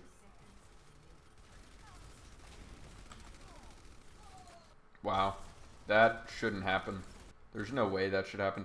I think the Orisa pick is a really good swap. So when we play this comp, we play it with Orisa and Bap, okay? We play Moira if we don't use Mei. If we use Reaper instead, we'll use Moira. But usually we use Orisa and we use Bap, and I think the Orisa is a lot better. Like we were talking about why use Sigma instead of Diva, it's because the Orisa allows you to throw down a shield and your front line to be very stable and safe, so your sim can just get super torqued and be alive. So that's really important. But honestly, like the Orisa change is a good one, especially if pulling onto KSP is how they kill him here. Then it's huge value. But really, it's the KSP kill that matters the most. So KSP comes over here to peek, and they just delete him. They just run all the way through the point and find KSP and kill him instantly. That's such a good play. They actually played this so much better than they played the whole first round. I'd be so tilted if I was a Valiant and this worked. Holy shit. That sucks.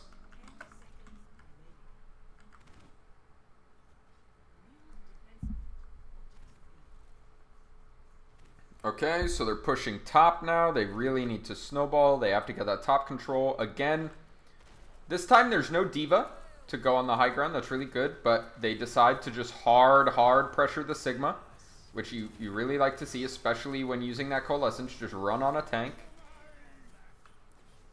Huge flux from McGravy, actually. And the Tor Bolt getting thrown out on top.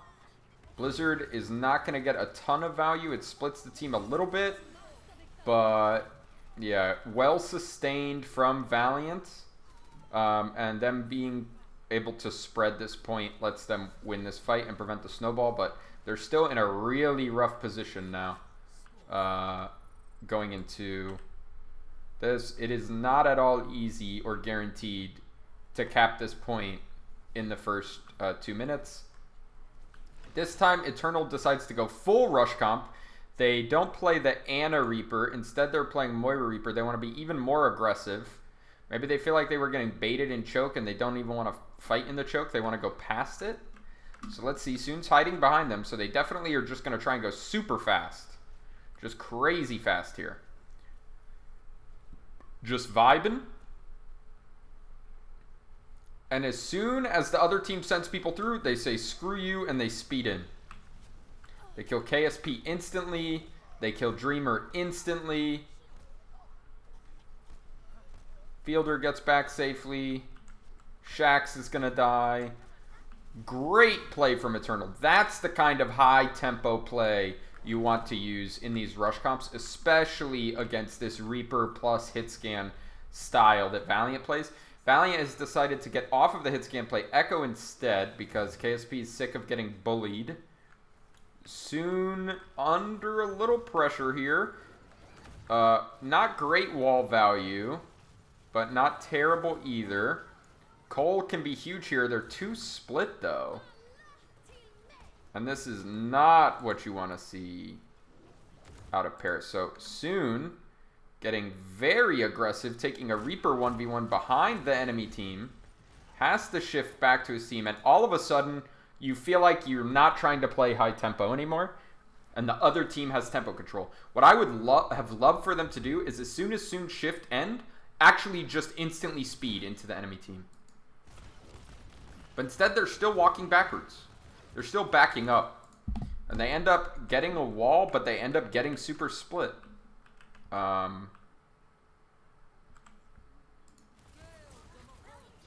Lashor doing a good job of staying alive, and FD got dying despite the Coalescence coming out from Fielder because the team gets split. So Soon with a little bit of a soft throw there, kind of a mistake.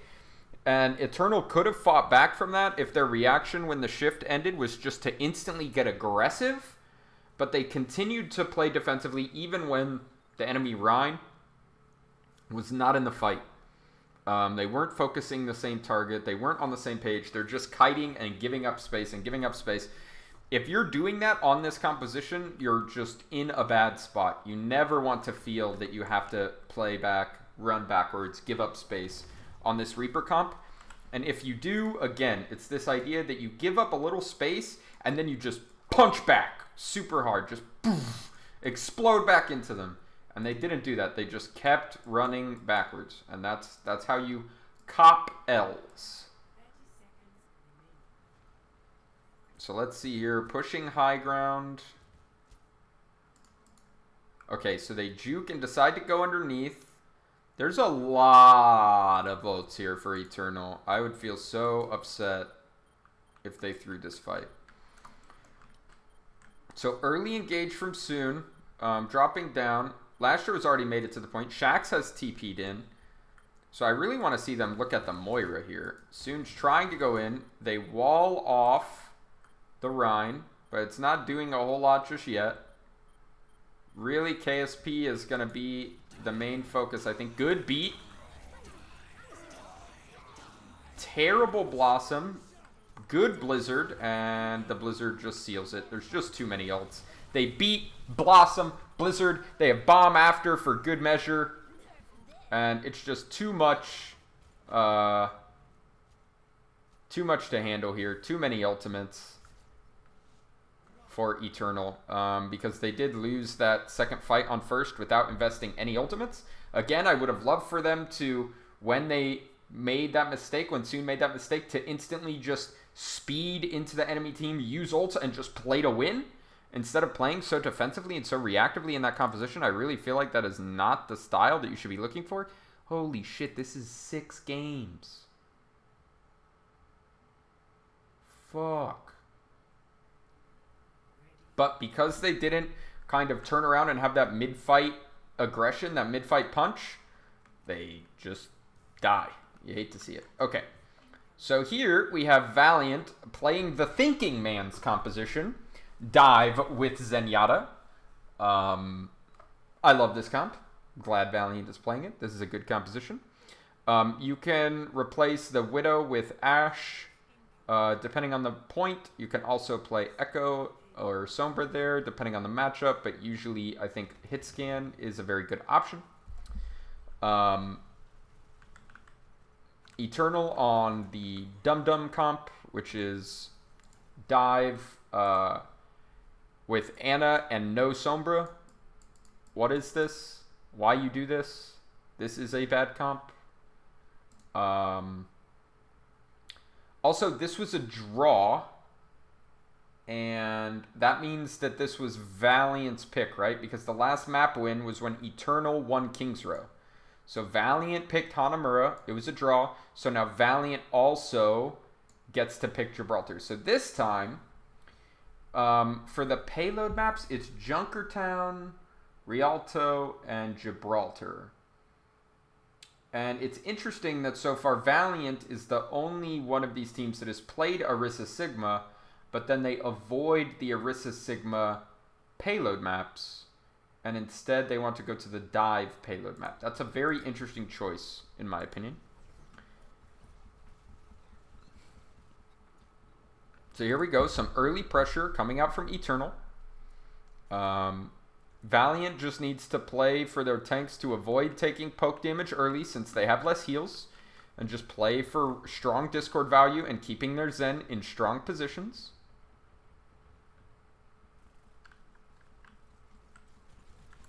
Okay, so a soft dive in from No Smite to try and clear server room. Not a bad play. I think Valiant has been a little too lackadaisical here and has given up too much space. Nico somehow wins a 1v1 with a Tracer. That shouldn't happen. But it does. Lastro is not finding these high-value Discords, and he's getting hard pressured. Rain is not directly on top of him, but No Smite does end up dying as he falls back from this dive. Lastro gonna die, though. Oh, Lastro. Too aggressive, buddy. It should be okay, though. I think they should win this long fight, right? They can get on the supports. Yeah. This is how it should be going. Oh, good peel. Oh, no. They almost C9 soon with the sneaky back cap play. Wow, Valiant plays this so badly, I feel. Why are they... Like, you don't want your tanks to take too much poke, but, like, they just give up so much space for free, I feel. Like, they aren't making Eternal fight for this space. Which is not at all what you want to do on this Zen composition. You want to make them fight for the space, and then you just kill them. Why would you say that Ana is worse than the Zen, especially before the nerfs? Couldn't you just play slow for Nano? I mean, you can try. I think, like, there's a small window when you get Nano where you have Nano Monkey before any of these ults are up, where you're, in theory, stronger. But I think Nano Monkey is not that hard for this comp to disrupt. I think Brig can do a lot to stop that Nano Monkey from getting value. Especially on this point, it's very telegraphed where the Winstons have to come from. But I think Discord is just super OP. In my mind, in a dive mirror, the way the game works right now is you need to focus tanks. Okay, you want to kill tanks. Killing backline is really hard because of how strong Brig is and how Brig is used in dive all the time. So killing backline is actually pretty difficult. Unless you're investing like a bunch of ults, and usually you have to invest way more ults than the the absorbing team has to invest to live. So you want to kill tanks, and when you want to kill tanks, you use Discord. Discord is so good at being able to burn down tanks. It's actually insane. But I would also argue in general that even when you use Primal or Nano Monkey or Echo ult to copy a Winston, usually you are jumping onto the back line and not actually expecting to kill them. You're just trying to zone them with one of these ultimates while the rest of your team kills the front line, okay? And that is much easier to do again with Zen, because Zen will not die when he gets dove as long as the Brig plays well. And the Zen doesn't take dumb peaks like Lastro did there. And it makes it to where, like, when you try and Primal and jump on this, the Zen is going to discord the Primal and you're going to burn it down. When the Echo jumps in, when he's copied Monkeyed, he's going to get discorded. He's going to get burned down. I think you can play for the team much, much better with Zen. Do you think they need to nerf change armor packs? Yeah, I hate armor pack. It's actually like the dumbest ability in the game. I don't think you should be able to give people overheal. I think if you just turn their existing health into armor instead of giving them additional health, that could maybe work, but I don't think you should be able to make Tracer have more than 150 health. That seems really dumb to me. Or make Zen have more than 200 health. I just hate that concept. Alright. Well. KSP swaps onto the McCree. I would much rather see an Ashe here. I feel like the McCree's kind of awkward. So here we have Paris having all the space and diving first. Or no. Valiant being forced to dive first. So this is like any time one team controls the high ground. Basically, you never want to jump first in the dive mirror unless you're like going to get a super clean kill. Okay? You don't really want to jump first. You want to, if you're just jumping to like take space and push the other monkey away, then it's good. But you don't want to jump backline first. It's just not good, okay? So what happens here is they have to jump high ground to try and contest it. But there's 6 people up here that are all, or 5 people up here that are all going to look at them and make them drop. And then all of a sudden, this dive from Eternal going in is nowhere near as scary anymore, because they can't get full peeled, because the enemy tanks have already used their cooldowns. So Shaxx with a hero play, but he ends up dying, and soon also gets a hero play, a huge stick. So that really negates the rally here from Valiant. And Lastro was super close to Trance. But now they're actually in and they have control and they're on this high ground, and all of a sudden everything gets so hard for Eternal. It's actually going to be... They're going to have to use so many ults here. And they use the Echo ult, they use the rally, they're trying to push in for space. But Lastro is back with the Trance. Where does he end the Trance? That's the question. And he ends the Trance in a somewhat unsafe situation, but the bomb helps him survive and hold space despite that. And this is a pretty good fight, I think, from Valiant. I think Eternal doesn't play it poorly, but they do a really good job of using the ults they need to for sustain. And kiting backwards and focusing their discords. That's exactly the way you need to play this composition. I really want KSP to play Ashe, though. I'm not sure what the reasoning is for playing McCree in this situation as opposed to Ashe. I think Ashe does a lot of damage. I think Ashe is actually better against the dive at dealing with dive because Coach Gun. And I think Bob is really, really good in this comp, where it's hard to keep your McCree alive while he high noons. Oh no, Rain got split from Lastro. That's so bad. How does that happen? Why does Lastro drop? So Lastro's up and playing an aggressive spot. That's what you love to see. Pulse Bomb comes out, doesn't hit. Oh, Lastro drops during the Pulse Bomb, and Rain needs to drop as well. The Nano Monkey doesn't do anything, though. See, he just gets discorded and dies. Like, watch this from Lastro's POV. He's getting pressured, right? He's just walking backwards, discording, and holding left click the whole fight. Discords the monkey. Monkey just gets killed. It's so easy to full peel the monkey.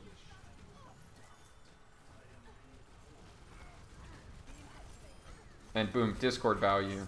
Trance is already up. You farm Trance so fast in this mirror. And they just win this fight. Yeah, I don't know. I like Zen so much in this comp. I feel like it's so much better. Would you say Ball is ever worth to play in this meta right now? Is Ball Zarya still a thing? Ball Zarya was never actually a thing, I think. I think that's just kind of like a really weird comp. I don't think it's that good. Is Ball ever worth to play in this meta?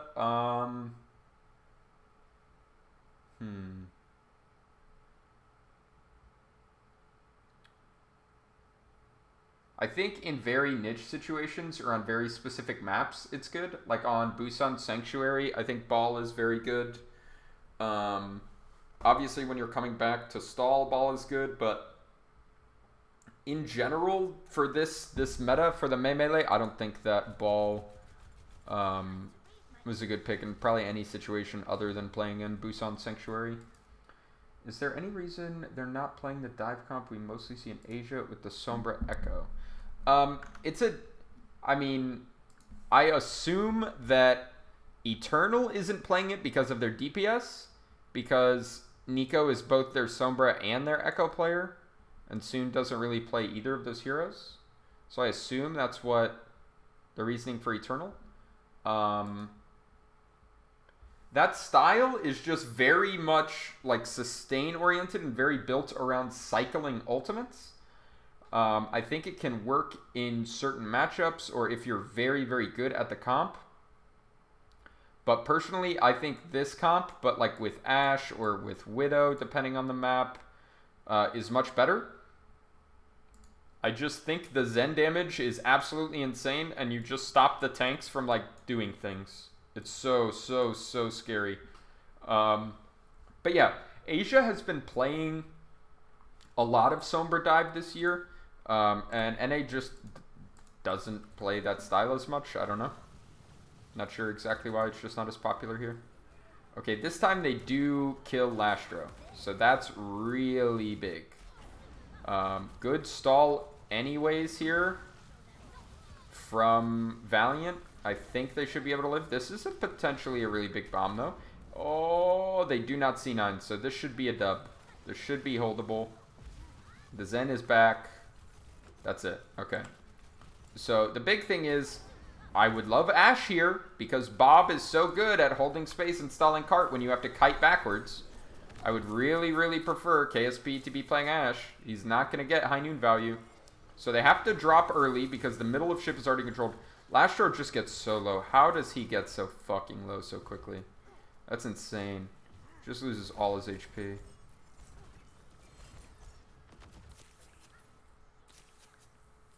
Fielder the god. Fielder hits him once. He's 100 HP.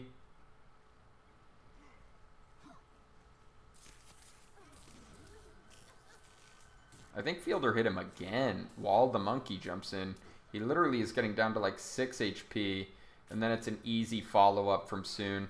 So, like, that death shouldn't happen because he should have 100 more HP when the fight starts, but he's peeking the Ana for no reason, bro. He doesn't need to peek the Ana there. He doesn't... They're not going to dive the Ana. They shouldn't be diving the Ana. He doesn't need to discord the Ana. All he's doing is risking things there. He doesn't have to take that peek. It's totally fine.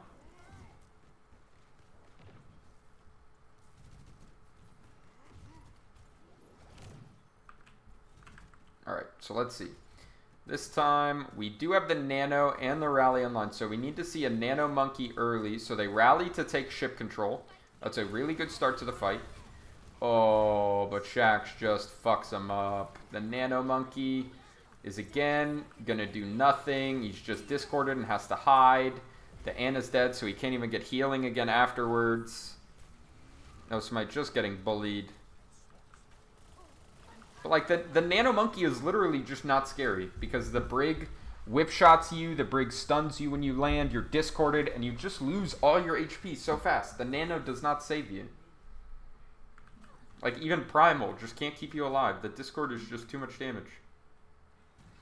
And Gibraltar's second point is one of the worst points in the entire game. I hate this map. It's literally the worst map. Holy Shax. Shax Big Dick. See what happens here. Again, Eternal wants to take ship control early. I feel like this isn't even that necessary. They've swapped onto their own Zen. They do see the light, finally. But I don't think they have to take this. Like, this space. I don't know why they feel that it's necessary to take this space. Because, like, alright, let's talk about how these fights are going to play out, right? If your tanks are playing here on the attack at all, the enemy Zen can't stay here, right? He's going to have to go down and give this space up because he's going to be just scared of taking spam damage and dying or just getting jumped in one shot, okay? So he can't play like super forward in a really greedy position. So going here doesn't really deny Valiant's backline space because they're not going to play up here anyways. All you would be doing with this is be trying to get your backline into good space, right? So let your backline push up here and play. But your backline doesn't want to play here either. Like, the Zen wants to play, like, over here, man. And push in. The Zen doesn't want to play from up here. This is awkward as hell. So I think they're overcommitting into this ship. I think if they can get their backline to play on the top of bridge and spam a little bit, force the tanks to back up, then the supports just drop and go this way. I think they don't have to commit so hard to going in the ship. I feel like this is a thing they've done a lot. And I think if you have rally up, using rally to push ship and just run into them as a death ball is totally fine. Because you want to keep the sight lines short range while you're rallying and pushing in. Whereas rallying and pushing across like this, someone can just get dinked. But if you're not rallying and death balling, your backline can just play here and here. I don't know. That's very weird to me.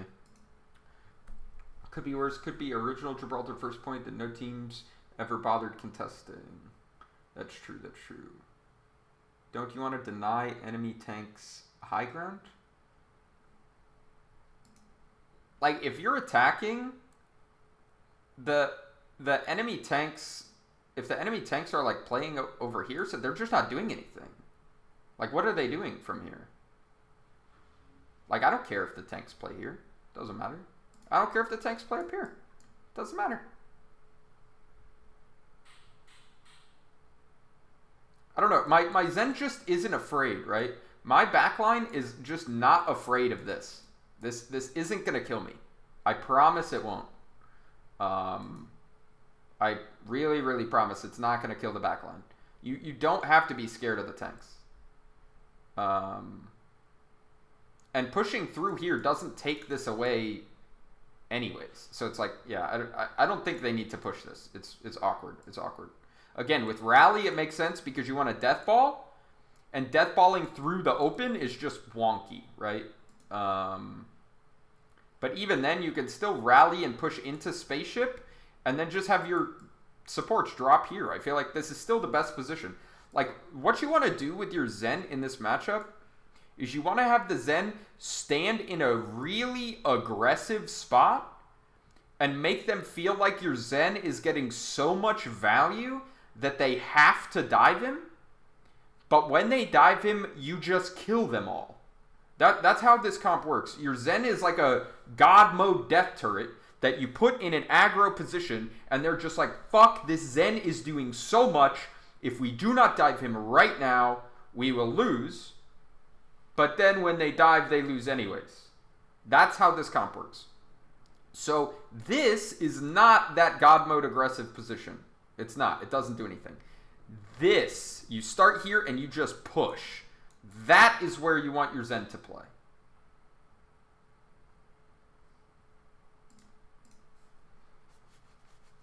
I'm still in old dive mentality. Yeah, if like diving backline was really strong, I think you're right, but I think diving backline is not good right now. So again, they swap Zen. They just get fucked in the spaceship by a huge Shaxx fucking pulse. It kills 3 goddamn people.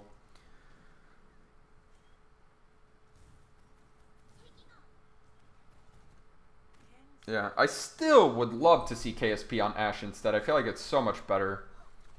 So No Smite has the primal just a touch. Shaxx is way too aggressive in the backline and dies. KSP pushing out with the High Noon. Doesn't really get any value because High Noon isn't really good in this comp.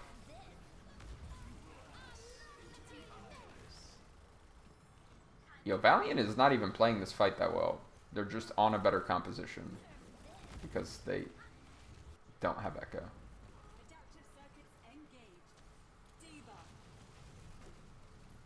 Yeah, the Zen is just too good, man. They just spend way too long on the Ana comp. That shit's balls. Sucks. I really just think unless you're playing the Sombra comp and your whole goal is to cycle Nano and EMP and just win by having better ult economy, because those ults both charge really fast. If you're not playing that comp, there's literally, I think Ana is an actual throw. I think it's so bad. So we have, again, the mistake being made of Ana being played in this comp. I truly, truly hate it. Valiant on, again, the thinking man's composition. So let's see. And just to reiterate what I talked about yesterday about dive on this point, step 1 for the attackers is to clear this high ground. Okay? So they clear the high ground first. Then step 2 is to get their backline into server room. So they clear the high ground. They rotate their backline into server room. Actually, I'm totally wrong. Step 1 is push the cart till it's like right here. Then step 2 is take the high ground. Then step 3 is get your backline in server room. And once you do that, if you do all those things without anyone dying, you should cap. That should happen. Now, obviously, if the other team has like 3 ults and you farmed no ults somehow while doing this, then obviously you'll lose. But in general, that's how this point tends to work, okay? So here we have Valiant taking soft trades early. They don't want to take really hard commitments because they don't have a lot of heals. But they just want to take some poke, fight while they push this card underneath. McGravy pushing the car. They're pushing the car and controlling the high ground at the same time because this Zen Widow is so scary to play in their sightlines. Oh my god, how does Fielder die here? What is going on? This should not happen. Okay, so Soon's getting pushed out. Fielder's playing close. Oh, uses nade aggressively. That opens up a window. And he's by himself. Yo, FD God has let Fielder die so many times, bro. So he's here. We see the nade that's going to come in a second.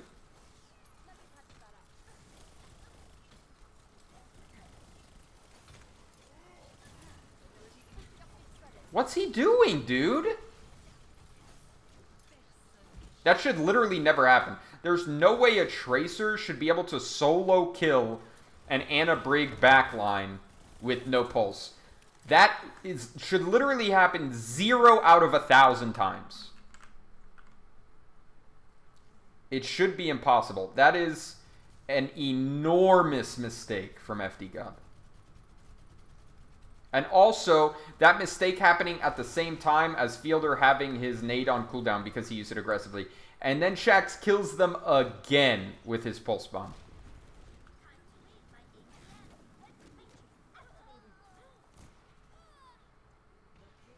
That's crazy. That's just depressing. Absolute hard throw from FD God. Wolf Jiu-Jitsu, thank you for the follow. Sorry, this was about 20 minutes ago. I missed it, but I do appreciate the follow. Thank you for the support. Okay, so now, again, we're fighting for the inside of the ship. I'm not sure what the point of this is. They're diving onto KSP.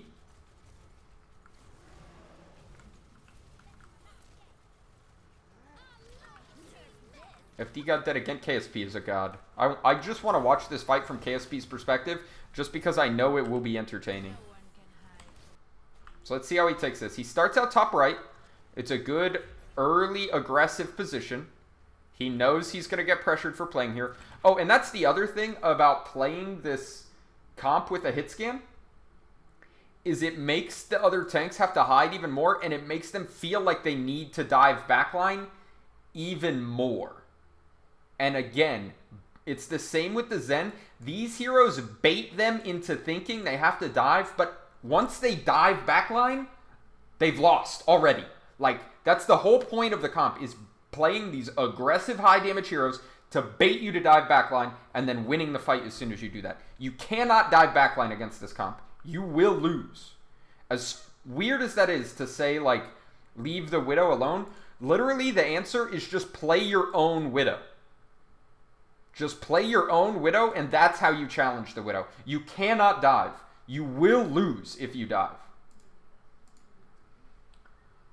Is the Tracer's job just being annoying and farming bomb? The Tracer's job is just shoot tanks. Just literally always shoot tanks and fight the other Tracer. But as soon as as soon as a monkey gets discorded, the Tracer can just literally one clip him. Just blink, point blank into his face, shoot his fat monkey head, and he's gonna die.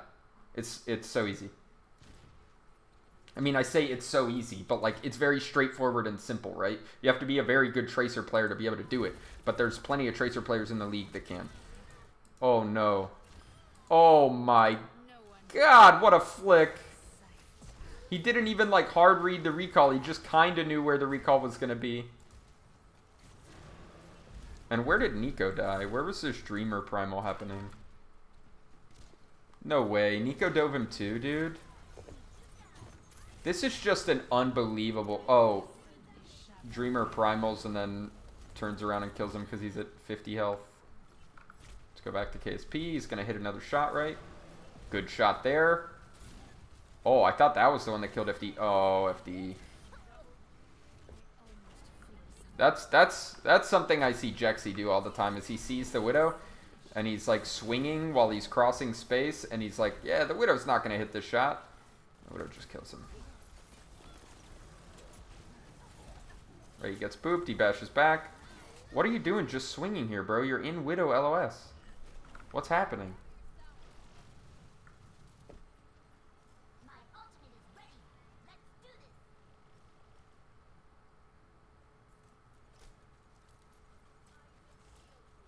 Yeah, I don't know, man. I feel like FD God is not playing for Fielder's value at all, and he really needs to.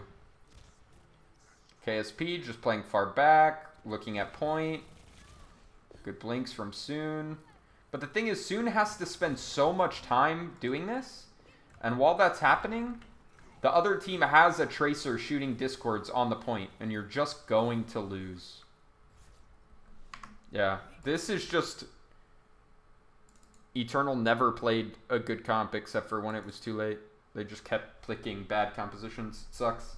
I don't know, maybe other people don't feel this way. I know Chris, I talked to him during the week about what comps were good and playing Ana versus Zen in the dive and like when they liked playing Ana and stuff. And I literally, there are no scenarios where I want to play Ana dive. Like, even though I think you can play the Ana Sombra in some scenarios and it's not bad if you're very good at the comp and you cycle ults, I just don't want to play that comp. I would much rather play the aggressive Zen comp. I feel like it's so much better and it gives you so much more control. Like, I never feel suffocated by the Ana Sombra comp, right? When the Zen and the hit scan and the Tracer are just killing everything all the time, you literally just feel like you can't do anything. You're just like, anytime I do something, I'm just already dead. It's like so demoralizing to play against that comp. I just watched Glads vs. Philly and Ana got huge value defensively. Yeah, maybe, but that doesn't mean that Zen would be worse. Like Zen, I feel like Zen is just still better in like every scenario, unless you're on a map where the Zen has like literally nowhere to play and he's just gonna get run on. But yeah. All right, so Valiant says, haha, they do not know the secret of the Zen dive. Even though Paris does know about the Zen dive, because we definitely played it against them in scrims this week. We also played it in scrims against Valiant. So they both knew the comp existed. They both had played against it at least a little bit. But they decided to play dive on this point. And I think playing dive in this point is kind of goofy. I think this is a good map pick for Eternal, because clearly Valiant has the advantage in the dive mirror. And is happy playing dive. They're happy with their Gibraltar map pick. And Eternal wants to go to a control map where you can't play dive, so they pick Lijiang. I feel like dive is really, really hard in this map. I'm going to be honest with you. But we'll see if they're able to get value. I like Eternal just taking insane space here. The fact that they're on Sim Reaper might actually make it hard for them in the matchup. But even if they lose first fight, they can very easily make swaps to beat Valiant's comp on this map, in my opinion. Oh, and they just get hard run on. McGravy just... You can't hold space against this comp. And this is one of the situations where the Zen is really hard, right? Because the Zen has to just walk in a straight line, and there's just a Rhine shield walking in a straight line at him. So the Zen gets so little value in this situation. And that's true when you push this way, and it's true when you push through White Room. I feel like the dive is not good on this map. I feel like you should not play the dive here. You really need to play a Rhine comp here, in my opinion. It's much, much better to play Rhine on this map.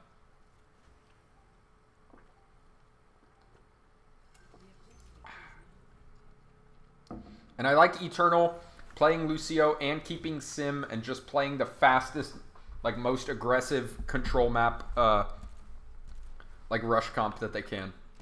So now we have the retake coming in through White Room, the only route that they can take realistically to retake. Shax trying to off angle, KSP trying to off angle. Dreamer also looking for some space to make a dive happen. They really want to try and kill the Sim, honestly. The BAP is going to be hard to pick off. And while this is happening, huge aggression coming in from Valiant. They do get the Sim. Aggression from Eternal, I'm sorry. They do get the Sim. Soon does die, but I am not sure here. Thank you, Mace Dog. I am not concerned about becoming famous, but I do appreciate you looking out for me. Thank you. Okay. So Valiant actually wins this, or flips the point. They don't actually win the fight. And yeah, I just feel like retaking here is so difficult. Dreamer deciding to play ball. Actually, I feel like this is a scenario where the ball swap is pretty good.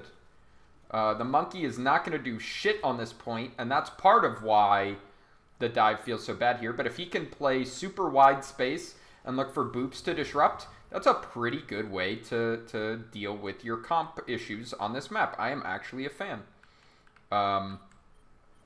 And at the same time, Valiant has Trance, and Trance gives them the ability to push in a lot more aggressively here.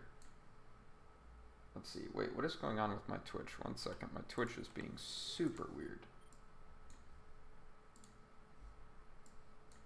Okay, let me back it up. Sorry about that, guys. I was distracted by my Twitch. Okay, let's see. So again, just really quick, anytime you're playing dive against a comp where you actually dive backline, right, when you're not just fighting the tanks, and you want to go backline, you want 3 different angles of approach, if at all possible, okay? So your 3 angles here, let's say the backline is playing on the pillar. They're actually playing a little forward, but let's say they're playing on the pillar, right? You can come from this way, you can come from this way, and then your third angle is a little awkward. What are you going to come straight on? Maybe you can come from here? It depends on what heroes you're using. If you have a Tracer, Tracer can definitely engage from here, right? It's not that bad. But you want those 3 angles, okay? That's super important. The backline playing here, the bat playing here, means here's 1 angle, here's 2 angles. But again, the 3rd angle is a little awkward. You kind of have to come across points, so it's a little weird. But and when you're a backline playing against dive, your goal is to make it so there's way less angles for them to approach you from. So in a perfect world, you could play over here on BAP, and it means that they can really only come from like kind of 2 angles, but they're very similar angles, right? And that makes surviving the dive so much easier. So that's kind of what Valiant needs to be looking for here, is set up those 3 angles of approach. Clearly Dreamer knows his angle. Clearly KSP is ready for his. The question is, how is Shaxx going to get in to help with this? And so far, he's having a really hard time on the Tracer finding a path.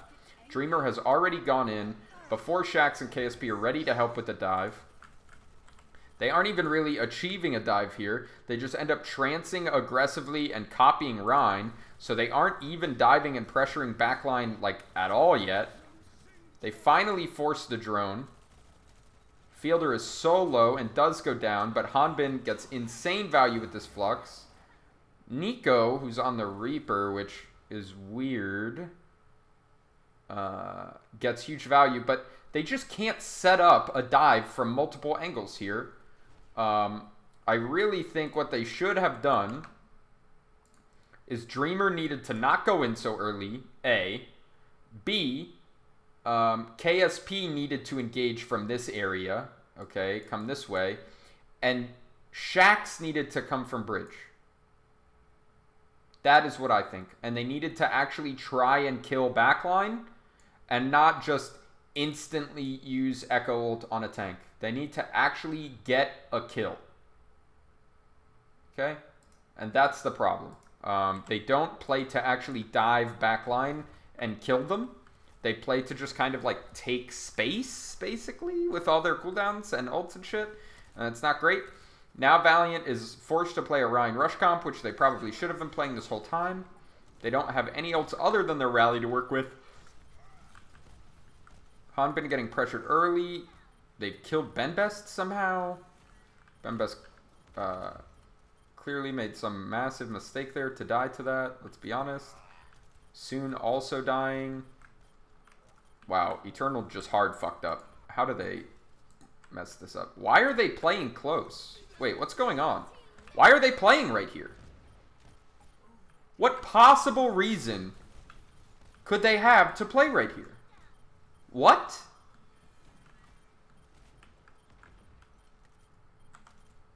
This is a giant throw. They have square. Why are they stuffing? Just play back here. Just play here. Have your tanks chill here. Why are you playing close? You don't have a Maywall. You have a Baptiste square. Just sit right here with your tanks. Have your Sim sit right there with them, zapping those fuckers' shields. Okay? Getting hella torqued. And then the instant they try and push on you, you drop the Baptiste ult and you drop the drone. And you just fuck them in the face. Alright, that came across not the way I wanted it to come across, but you guys know what I mean.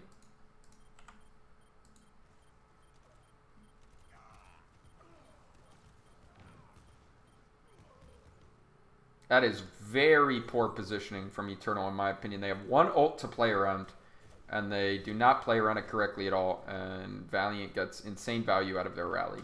So here we go. Okay, we're doing a cheesy TP.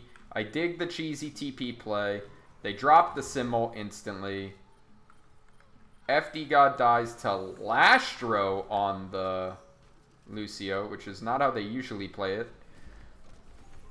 Obviously, Rain is usually on the Lucio for them. But that's just good high-tempo play and an unexpected TP location. Realistically, this probably could have been won by Valiant if they just played a Rhine comp in this map. It's really weird that they tried to play dive. And then also kept dive for so many fights. I feel like that was a pretty big mistake. Not what you want to see at all out of the Valiant. Okay. So now we move on to Control Center. Surely they will play a Rhine comp this time, and they will not dodge the Rhine.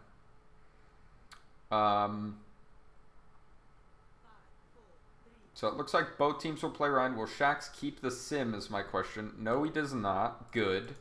Because I don't want to see Sim in a Rhine Zarya comp. Okay, so this time we have Sim and Mei instead of the Sim and Reaper that Eternal played last map. They also have the Diva instead of the Sigma and the Ana to go with the Diva. These two are very commonly played together. Occasionally when you have a Reaper, you'll play Moira instead, but usually Ana Diva are the duo.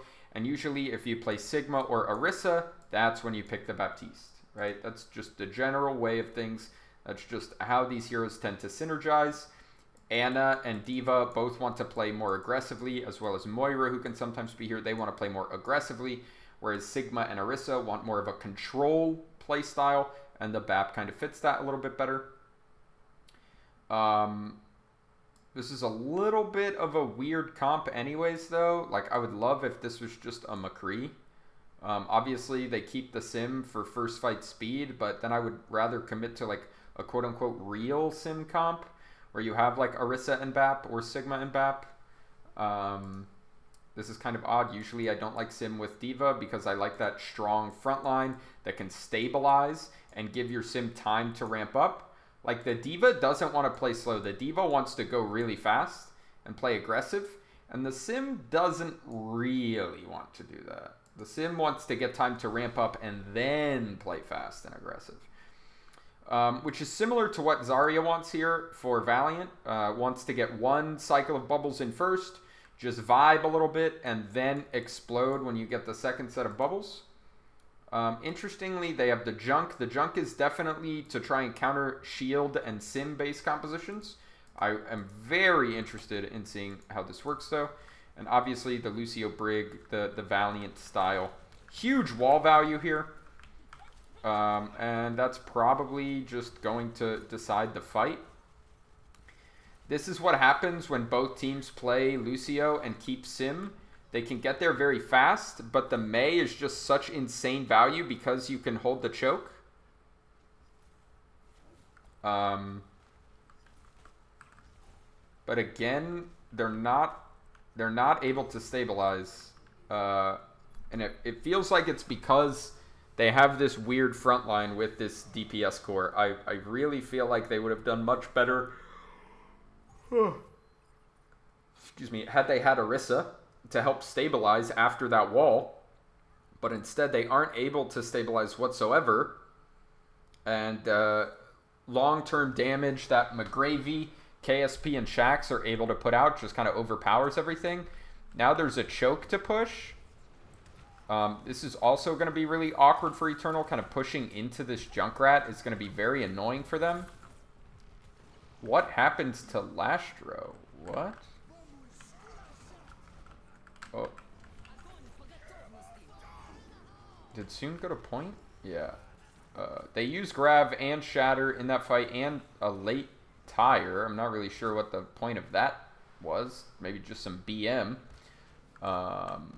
Soon gets the kill on KSP as well. So KSP kind of flubs the end of that fight pretty heavily, I would say. So now, with KSP dead, with some of these aggressive ults used, Valiant's going to have to fall back to point. So what I really want to see from them... So they're against a Mei with Blizzard, and they're down a person, okay? So even though Junkrat wants to play in small space, not in open space, they have to deal with this right now. And there's also going to be a Nano Rhine. I mean, maybe Nano Reaper, but it should be Nano Rhine. So what I want to see them do is start out here, and as soon as they see the enemy team get close, just start walking backwards. Just walk backwards, give time for KSP to get back, and play in the open so this Blizzard doesn't get value. All right, that's what I want to see here.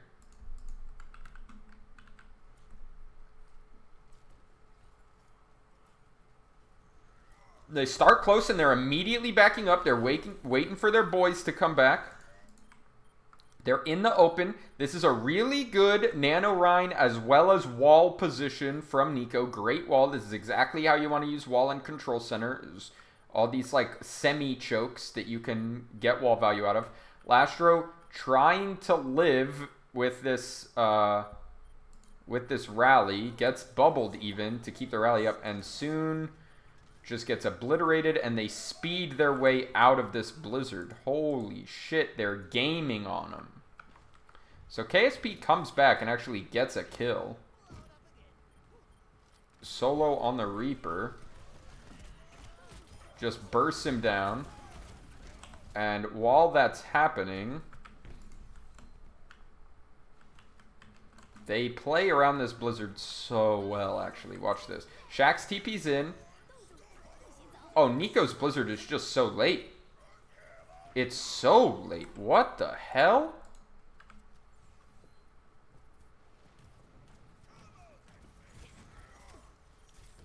So he gets the wall. Why didn't he just throw the blizzard then? Why did he turn? Wow. That was just a totally beefed blizzard. Like, credit to Valiant for, like, making the blizzard difficult and playing around it, but realistically, that was just a giant whiff of a very, very important ultimate. And now, all of a sudden, you've used your blizzard, and you've got to push through this choke against a team that's about to have a grav. This is not how you like to see it. So now what Valiant needs to do is get aggressive, play fast. Their Zarya already has charge. They don't need to wait for bubbles. They do exactly what they need to. They play fast. They get in your face. They don't care that you have Doom Reaper. They have a more aggressive comp because they have the Brig and they have the Zarya already charged up. They just run you over. Just get in your face. There's some stagger kills happening, but this is an easy dub from Valiant. And we're going to Night Market, I think, unless they somehow clutch this. They do not clutch this. So we're going to Night Market. The question is, are both teams going to play Sim Comp again? Or is Valiant going to counter Sim? Paris is obviously going to play Sim again. They definitely like playing Sim. This is one of the good Sim points. So, Valiant just Sim TPs for space. Oh, wait, did Soon already use TP? Okay, so they also just TP out of spawn. Instead of doing the TP into the window that has been popular for a while. They TP out of spawn and go coast to get to point. Eternal swapped off of the Sim. Still TP'd for space and weren't able to get it.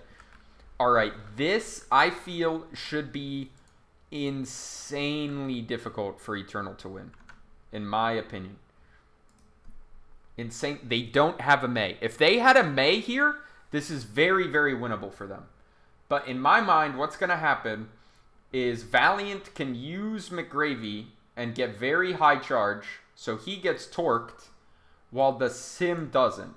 So they just kind of walk up and trade a little bit of damage to get the bubble value, but don't stay there long enough for the Sim to get high charge and to maintain that charge, right?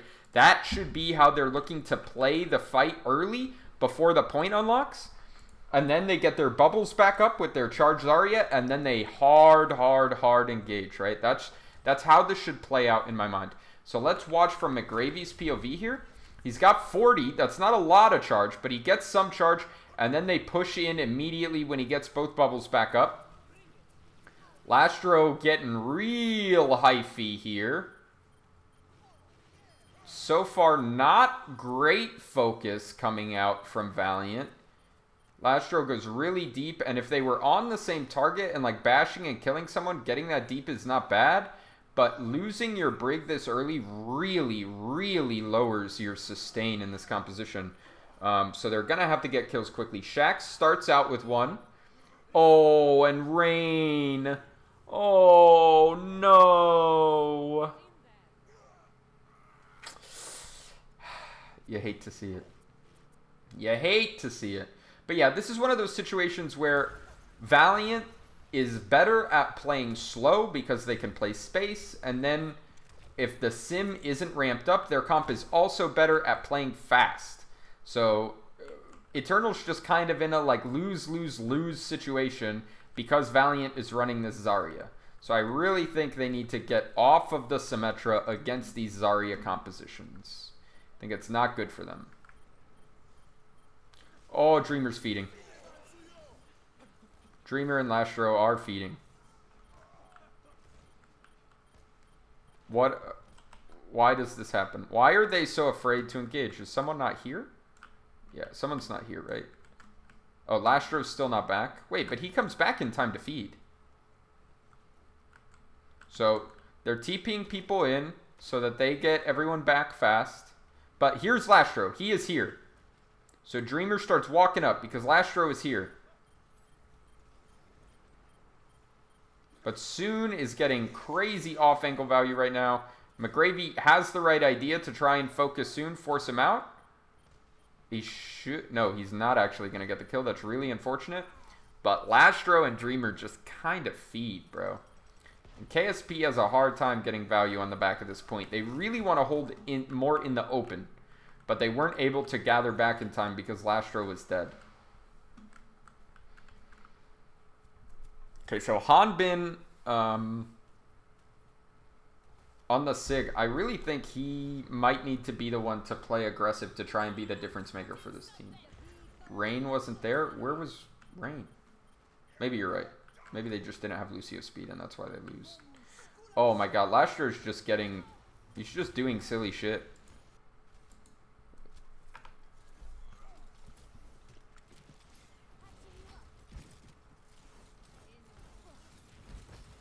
Like, he's so close to rally, right? Like, he shouldn't be throwing in the beginning of the fight. He's 100 HP, and he bashes a Simmel and dies. What? What are you doing, brother? Like, let's watch this sequence here.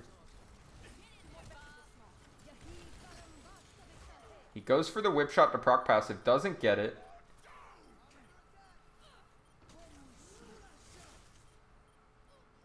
Yeah, he made some pretty big mistakes there. KSP's Bob also is not on point. Probably just got booped off, honestly.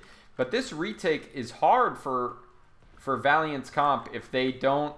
if A, they don't get their Zarya charged, and B, if they don't have a strong ultimate to engage and just to close all the space. So now they have the rally, they have the beat, so this is a very, very winnable fight for them.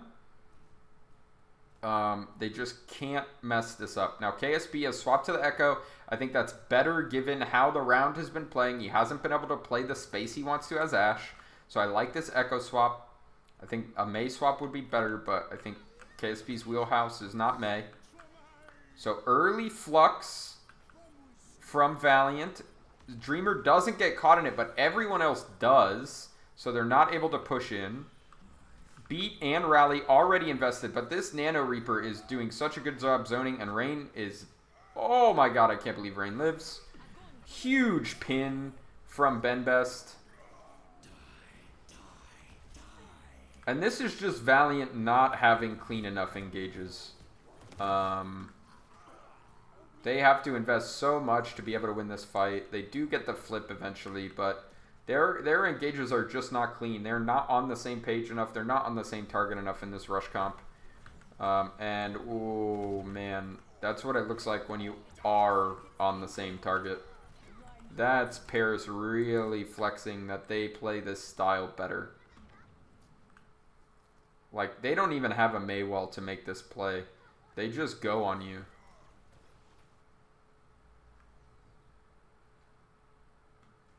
Like, what's happening? Where is Rain? What was he doing?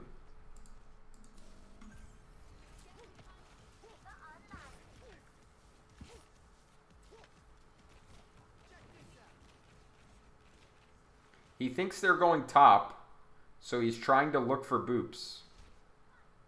They're probably calling that the team's going top. And while he is out of range of doing anything useful, they fake TP and just run on the Rhine. So while McGravy is killing the TP, his tank is getting fucking murdered. And then the Shatter comes out. Valiant is just not as aggressive and decisive as Paris, and that's why they play this style of rush that isn't the aggressive and decisive composition. It's a comp that needs to play slower, but unless you're on a very open point where kiting is really, really good, the faster style is just better. And now they have to try and push in with no time left. There's a Nano Rhine in their face. Benbes has no fear at all, as he shouldn't. Just doesn't care. Easy win. Yeah, Paris is looking way better on the Rhine comps at this point in the series. I think it's not even close. Now we have to go to another Koth map. It's weird. It's just Koth again? That's weird. I guess since it's a best of 5, not a best of 7. Oasis is the choice for Valiant, which is interesting to me because Rush is definitely good here on University, and it's not bad on Gardens either. It's definitely a little bad in City Center. But in Gardens, I feel like you can make Rush work, and Rush is definitely the best comp here. So this is a Koth map where, like, Lijiang, more Rush heavy. Nepal, more Rush heavy, both in Sanctum and in Village. I think you need to play Rush. In Shrine, I think Rush is still the best comp, but it's not, like, insanely dominant. So, like, those are the really good Rush points. Busan is good for double shield and dive. So Valiant picked that early in the series. Makes sense. I think that plays to their strengths a little bit more. I don't think they're winning the Rush mirror against Paris. I don't think they should bet on that. So they can't pick Busan. It's already been played. They can't pick Lijiang, but they wouldn't want to. They can't pick Nepal because that's a Rush map also. So really their options are Oasis and Ilios for this final map. And I find it very odd that they think that their comps are going to work better on Oasis than they are on Ilios. On Ilios, you can play way more dive, and they looked much better on dive than Eternal. So I think it's very interesting that they pick Oasis here.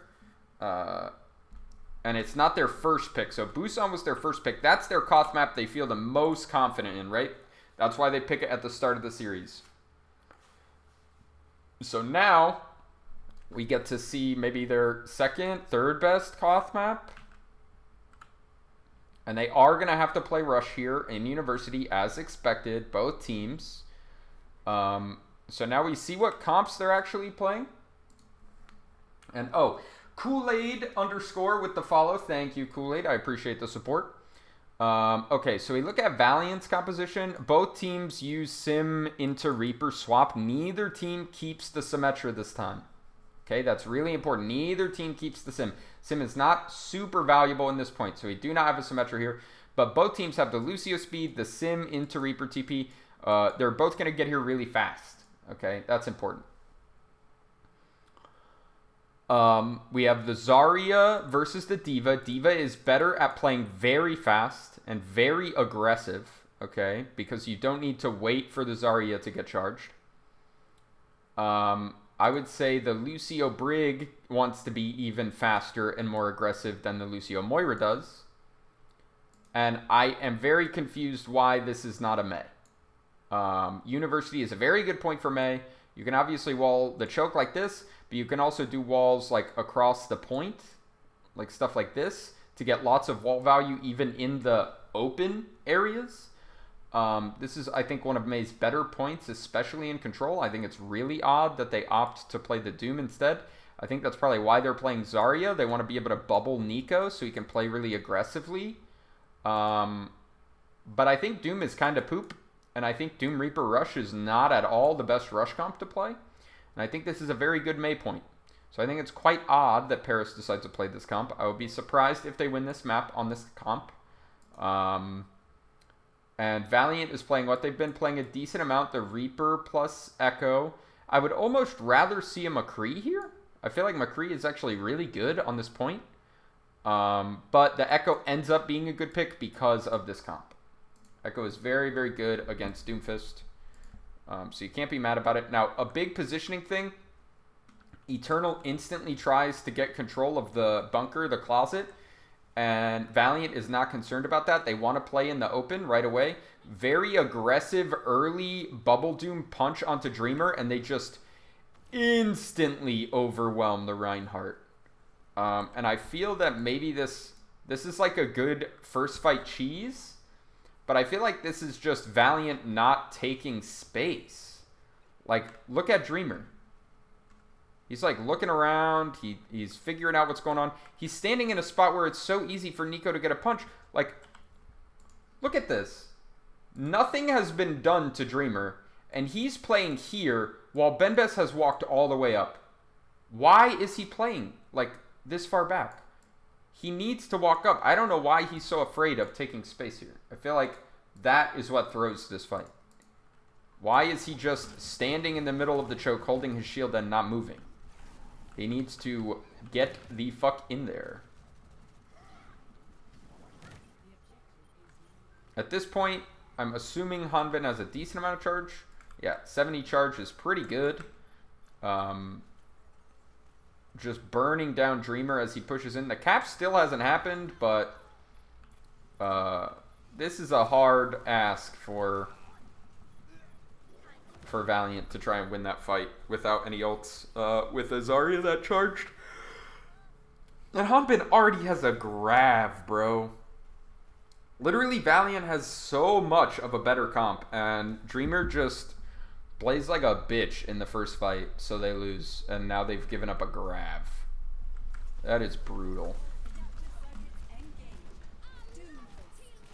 They just call aggressively while Nico flanks on Doom. They do the late grab also, and they use beat. They actually use so many ults. Valiant only invested the rally and the Echo ult, and the Echo ult copying Doom is pretty good, but Eternal using both support ults and their grab is pretty significant. So I'd love to see an aggressive beat here from Valiant. And just try and pressure Benbest super, super hard while Rain watches for the DPS flank. Nico gets destroyed too early. They go for the beat rush. Benbest tries to hero shatter. Dreamer reads it very well. So really this comes down to Nico just feeding, just going in way too early. He probably just wanted to use his... He's probably trying to get bubbled, use his cooldowns, and then ult. But I'll bet you Hanbin had already used bubble and didn't use it on Nico, or like missed it on Nico, and that's why he dies here. Because I guarantee you he thought he was going to get bubbled and he wanted to use ult.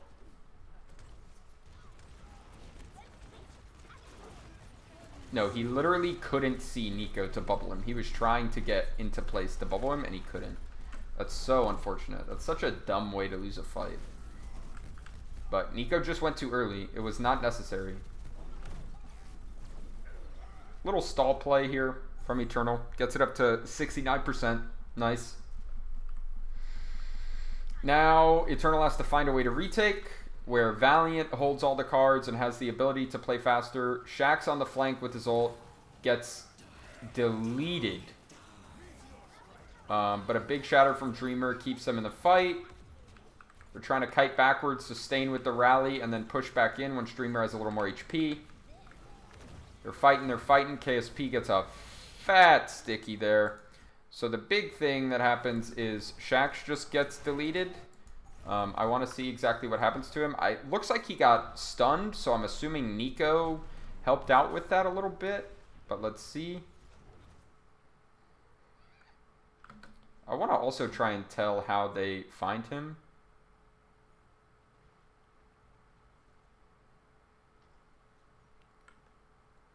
Is it just like a soul read?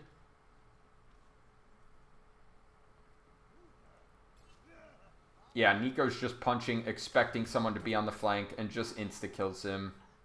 That's just a really big play from Nico. it doesn't break the ult. Shax doesn't even press the ult, but that's something that Blase also does really commonly when we're pushing in. He starts charging punch, and he's just like looking around everywhere to see if there's someone flanking, seeing if there's someone he can push. So very, very good play from Nico. Shax just gets hard outplayed there, but his team bails him out. Good rally, good shatter, and good play from KSP. So now they're just vibing. Is Shax back? Oh my god, yes, Shax is definitely back. They were not vibing. They were baiting. So let's see here. Shax this time is not in the open, but is in a very similar position. They just speed in very fast and use their Echo and Reaper ults. I feel like the Reaper ult got enough value. Maybe the Echo ult wasn't needed. And the thing with playing super fast and aggressive like this and winning fights so cleanly is you don't actually build up a lot of other ults, right?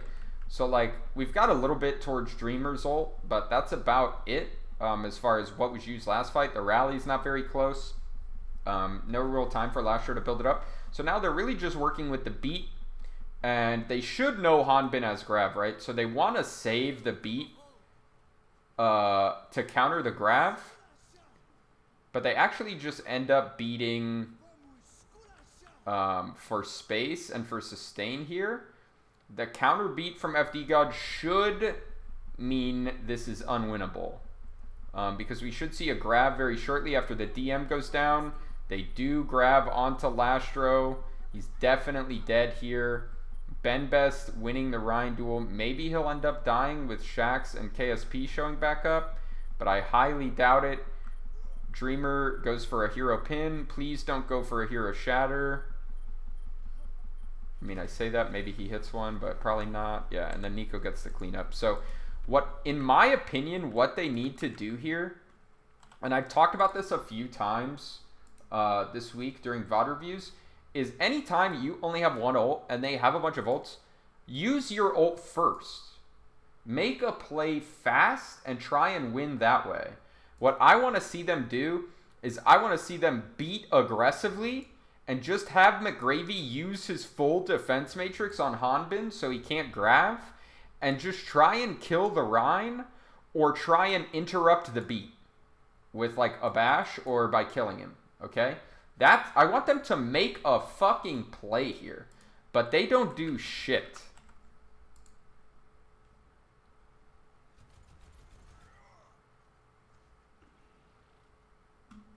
Like, they pressure Soon, I guess, when Soon tries to TP in. But look, all the space is gone. They don't have the ability to just go aggro right away. Like, the Cole is already out. Everyone's already in good positions.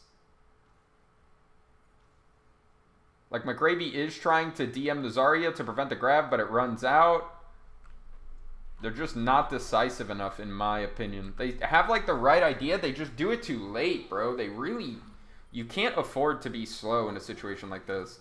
You can't afford to let the other team figure out where everyone's playing and like feel comfortable in the space they're pushing into. You have to go at like an unexpected time and like go earlier than they think you're gonna go. But they don't do that.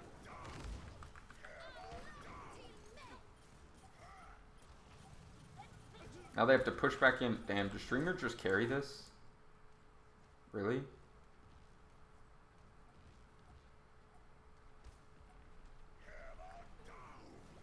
Wait, how does that even happen? Does Hanbin just feed?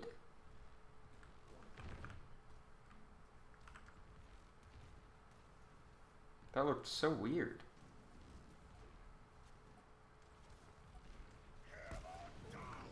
Wow, I can't believe Hanbin gets hit by that. That's actually crazy. And then he gets booped down into the fucking pit.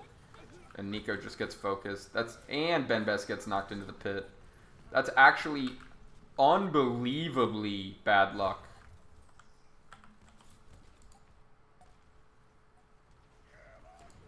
Oh, he just used it. Fuck. I want to watch this from Dreamer's POV here and see like how big brain of a shatter this was, or if it's just like actual hard luck.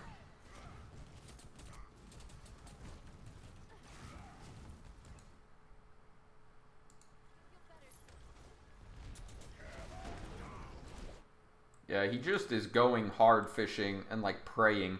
It's like their biggest ultimate. They have rally, but like if he doesn't land this shatter, it's actually pretty bad for his team. And then they get a huge boop back. Second boop in. Rain with 2 really big boops there. And that is all she wrote for this round. I can't believe Valiant gets to steal this round. That literally wins them the series. That bullshit ass shatter literally wins them the series. That's crazy. I think it's so weird that they picked this map though. I don't know why they picked... They could pick a Koth map where there will be no Rhine matchups at all, and they decide that they don't want to do that. And it's like, Paris's DPS are so weird for dive because they can't play Tracer plus hit scan because Nico can't play either of those. So it's like, it's so hard for them, but... Okay, so here we go to City Center. In my mind, you can't play Rhine here, and both teams are playing Rhine. So if Valiant's plan was to play Rhine here the whole time, it makes even less sense that they picked Oasis than I thought. So here they decide they just want to keep playing this Echo Reaper. It's working pretty well for them. They feel like it covers a lot of matchups. I think it does. I think it's not a bad choice whatsoever. And then for Eternal, we have the Rhine Orisa comp with a Reaper Trace. I feel like they're just confused as to what to pick at this point. I don't know what the goal of this comp is. I guess just play like really, really, really fast. And just try and get kills with pull. Maybe they expect a Zarya here for some reason. I don't know why people would play Zarya in this map though. Packing said overall their plan was to force dive matchups. They thought they could make no smite. If they could make no smite play, it would be alright. Yeah, that's what I would think too, is that they looked a lot stronger in the dive mirror. But why pick Oasis? Why not pick Ilios? That's my thing, Chris, is if you want to make them play no smite, pick Ilios. Don't pick Oasis. That's really weird, in my opinion. I think it's a bad map pick.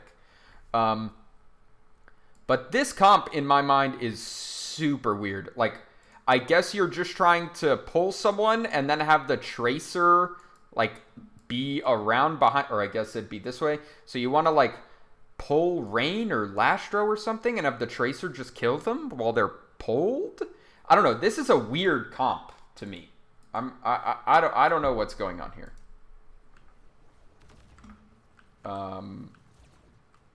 They're just getting hard surrounded. The Orisa is doing nothing. Yeah, okay. Let's look at what Hanbin used his pull on, because that always gives you good insight into how do they want this comp to work. What is the Orisa doing with pull, right? So let's see what the answer to that is.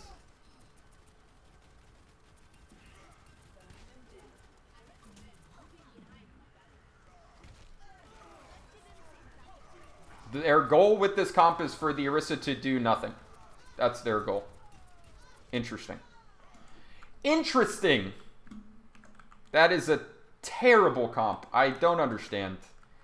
Maybe I'm just really, really missing something. Alright, they changed the comp. Yeah, I don't know what that was, man.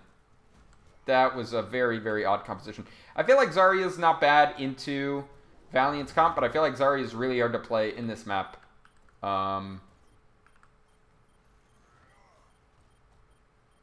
There's just too much pressure from too many angles.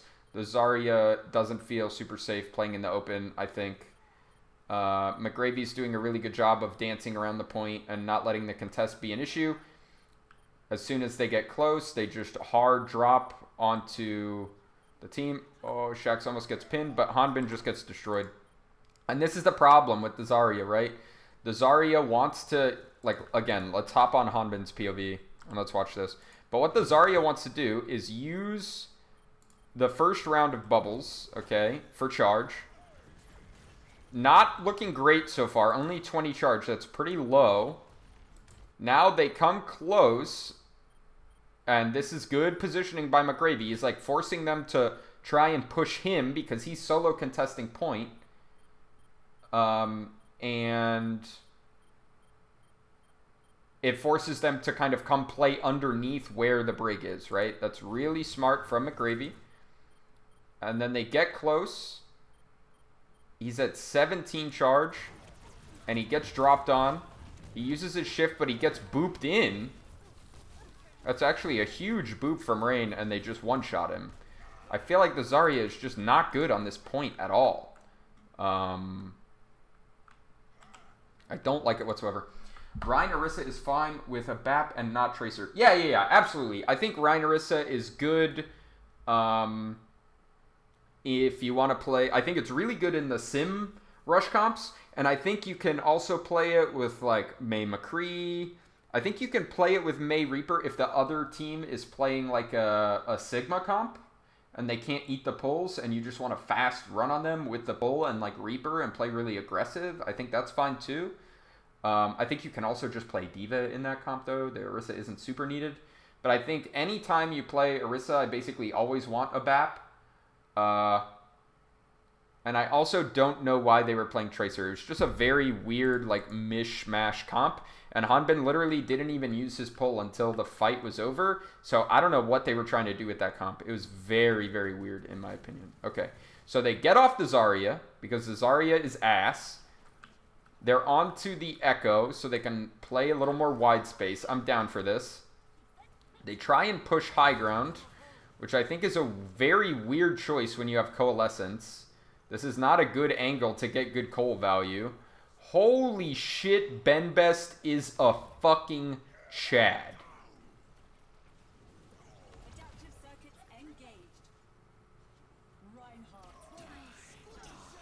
Great actual Echo ult from KSP, though, to copy the Rein after their Rein died. I think that's a really good play.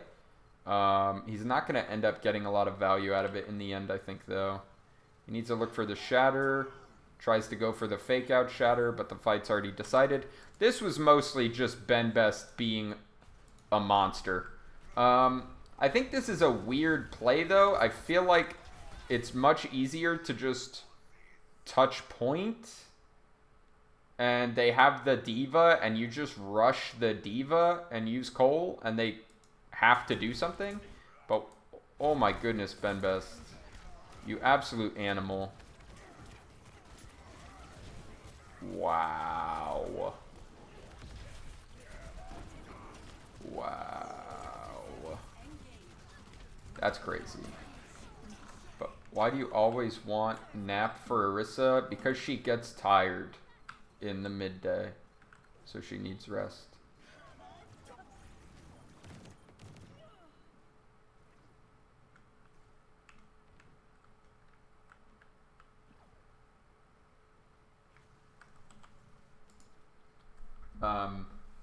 If you have Rein, Chris says, if you have Rein Diva, your tanks won't play together, so healing and drone isn't as useful.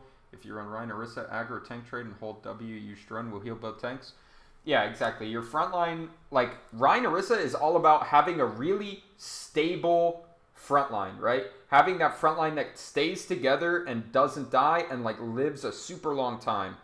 And having the Orisa shield that your Rein can swing while standing behind the Orisa shield, like, all this stuff. And it's the same thing with the Rein Sigma. Like, in Orisa Sigma, the two shields like play apart, but in the Rein Sigma, you end up stacking your shields a lot more often. There are some times where the Sigma will play split, but most of the time he plays together. And it's the same idea. In those comps, you want Baptiste. Also, Baptiste and Orisa have a lot of synergy in general, just with the pull and the Baptiste ultimate. Holding a bunch of people in place to take damage from the Baptiste damage boost is just super, super strong. And yeah, the Diva wants to play faster and more aggressive, and the Ana is a much faster and more aggressive support than the BAP. When you have Diva, you either want to play Ana, or when you have Reaper with the Diva, sometimes you could play Moira instead.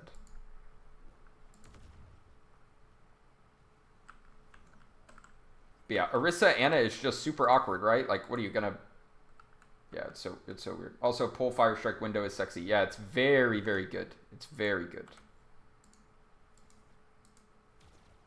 Okay, so here... Oh. Oh. You hate to see it. So here for retake, finally Valiant is in a situation where they have to retake with their comp. So we'll see if they put the same kind of weird emphasis, in my opinion, that Eternal was putting on high ground. It really is not that important in the Rush Mirror to control high ground, especially when neither team is playing a ranged Flexiboard. We have a Moira and a Brig. Like, why do we care about this high ground this much? I don't get it. So here we have only a beat available right now for Valiant. Blossom coming very soon for Eternal. I don't think this is a situation where Valiant needs to beat super early.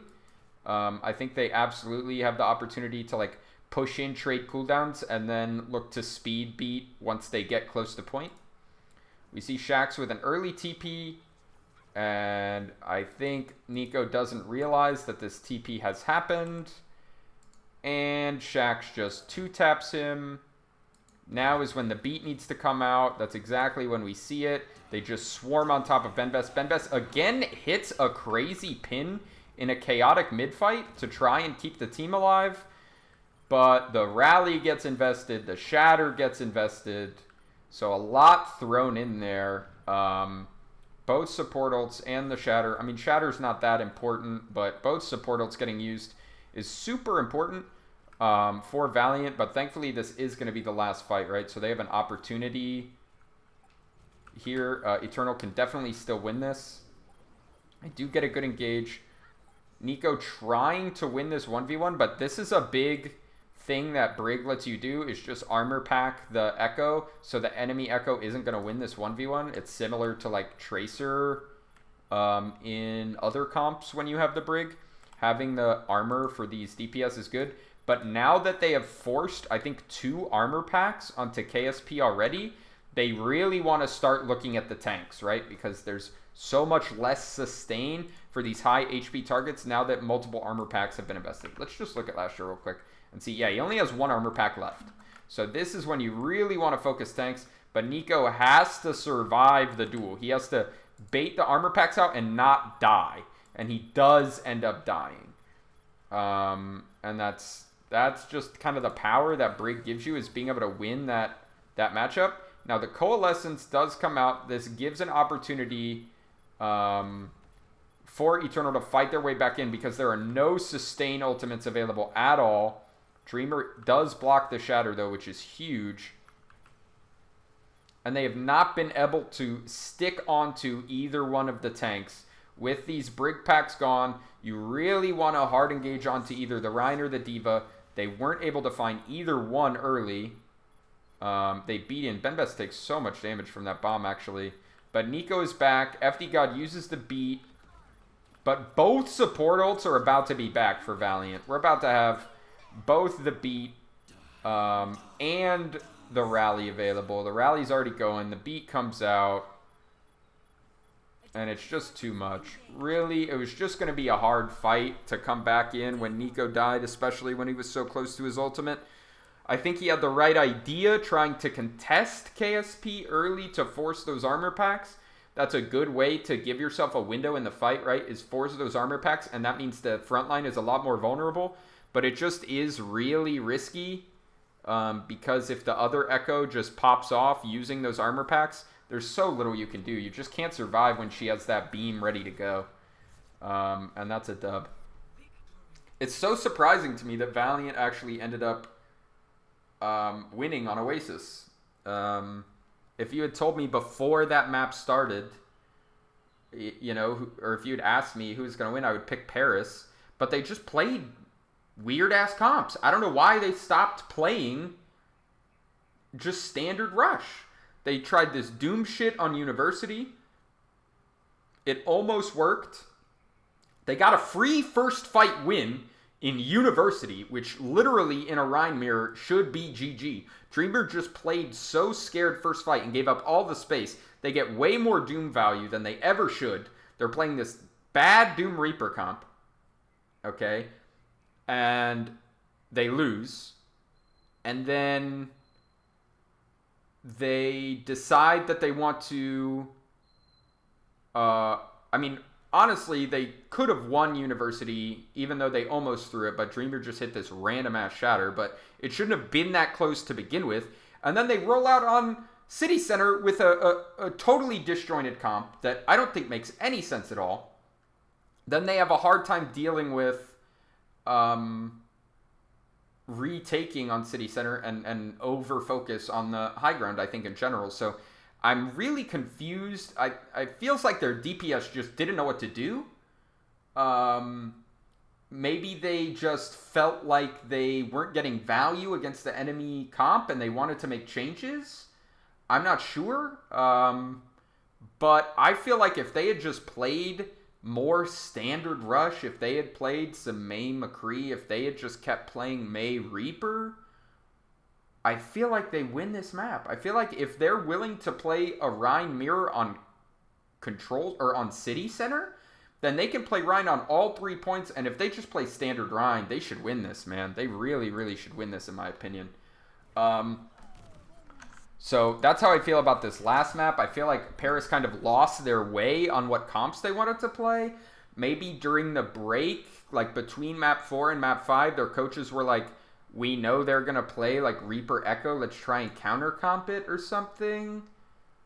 I don't know, but I feel like they like outthought themselves or like got too worried that the comp was an issue and started playing weird ass comps instead of playing standard. I think Paris showed very little flexibility in this series. I think they did not look good on dive.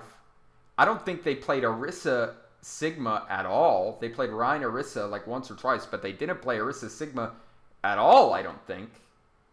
And in Rush, when they weren't on sim comps on control maps or on sim comps on Hanamura, it felt like they were just beefing when they couldn't just play sim. Very weird performance for me from Paris. This brings up so many questions for me, actually. Are they just gonna be bad at dive because they don't have flexibility for Nico on the roll? Why don't they just play the Sombra Echo? Because Soon can't play Echo, Soon can't play Sombra, and Nico can't play Tracer, and Nico can't play Hitscan, so they're just in a really weird spot with their DPS for dive, so they can't play dive. They don't ever play Zen in dive. They don't play Orisa Sigma, and they only play really weird rush comps. For most of the series, when they played standard rush, they looked good. But for most of the series, when they play rush, they play weird-ass comps. I walk away from this series having so many questions about Paris. This is a very disappointing performance for me for Paris. Valiant, on the other hand, I think there were some moments where Dreamer just got hard outplayed by Benbest. I think that Shax got way more Reaper value than he should. FD God was not doing his job of checking the Reaper. But with that said, like sometimes they were getting more value than they should, but they have their own rush style. They play the Reaper plus X, which is usually hit scan, sometimes Echo if the hit scan isn't good on that map. They play the Lucio Brig. They play it aggressively. They're willing to throw Zarya in. They've got an interesting take on Rush that I at least understand what it is, and I understand what they're going for. They have their own style. When they play dive, they play it with Zen. I think that's the better comp. I like that they play that. They played it relatively well when they played the Zen. They weren't making tons of mistakes. And they played double shield at least in a couple situations. And they had a decent double shield. I wish they didn't play Torb in that comp. I don't understand what the point of Torb is in a double shield comp. I really don't like it. I think San Francisco played some of that against the double shield Tracer that Man played, but I haven't watched the finals, so I'll see that later. Maybe I'll change my mind. But right now, I do not like Torb in double shield. Especially if it's Shax. Shax can play the Tracer. Just play Tracer instead. Why are you playing Torb? It's so bad. So, but at least they played the comp. But for me, huge mistakes and underperformances from Eternal in this series. And Valiant at least had their own flavor, had some positive things to show, but still some weird comps in some situations and some bad choices, in my opinion, in some situations as well. All right, so that's my feeling on this series. And after a short break, I will hop on and we'll probably do the Hangzhou series from Asia. So that'll be coming up shortly.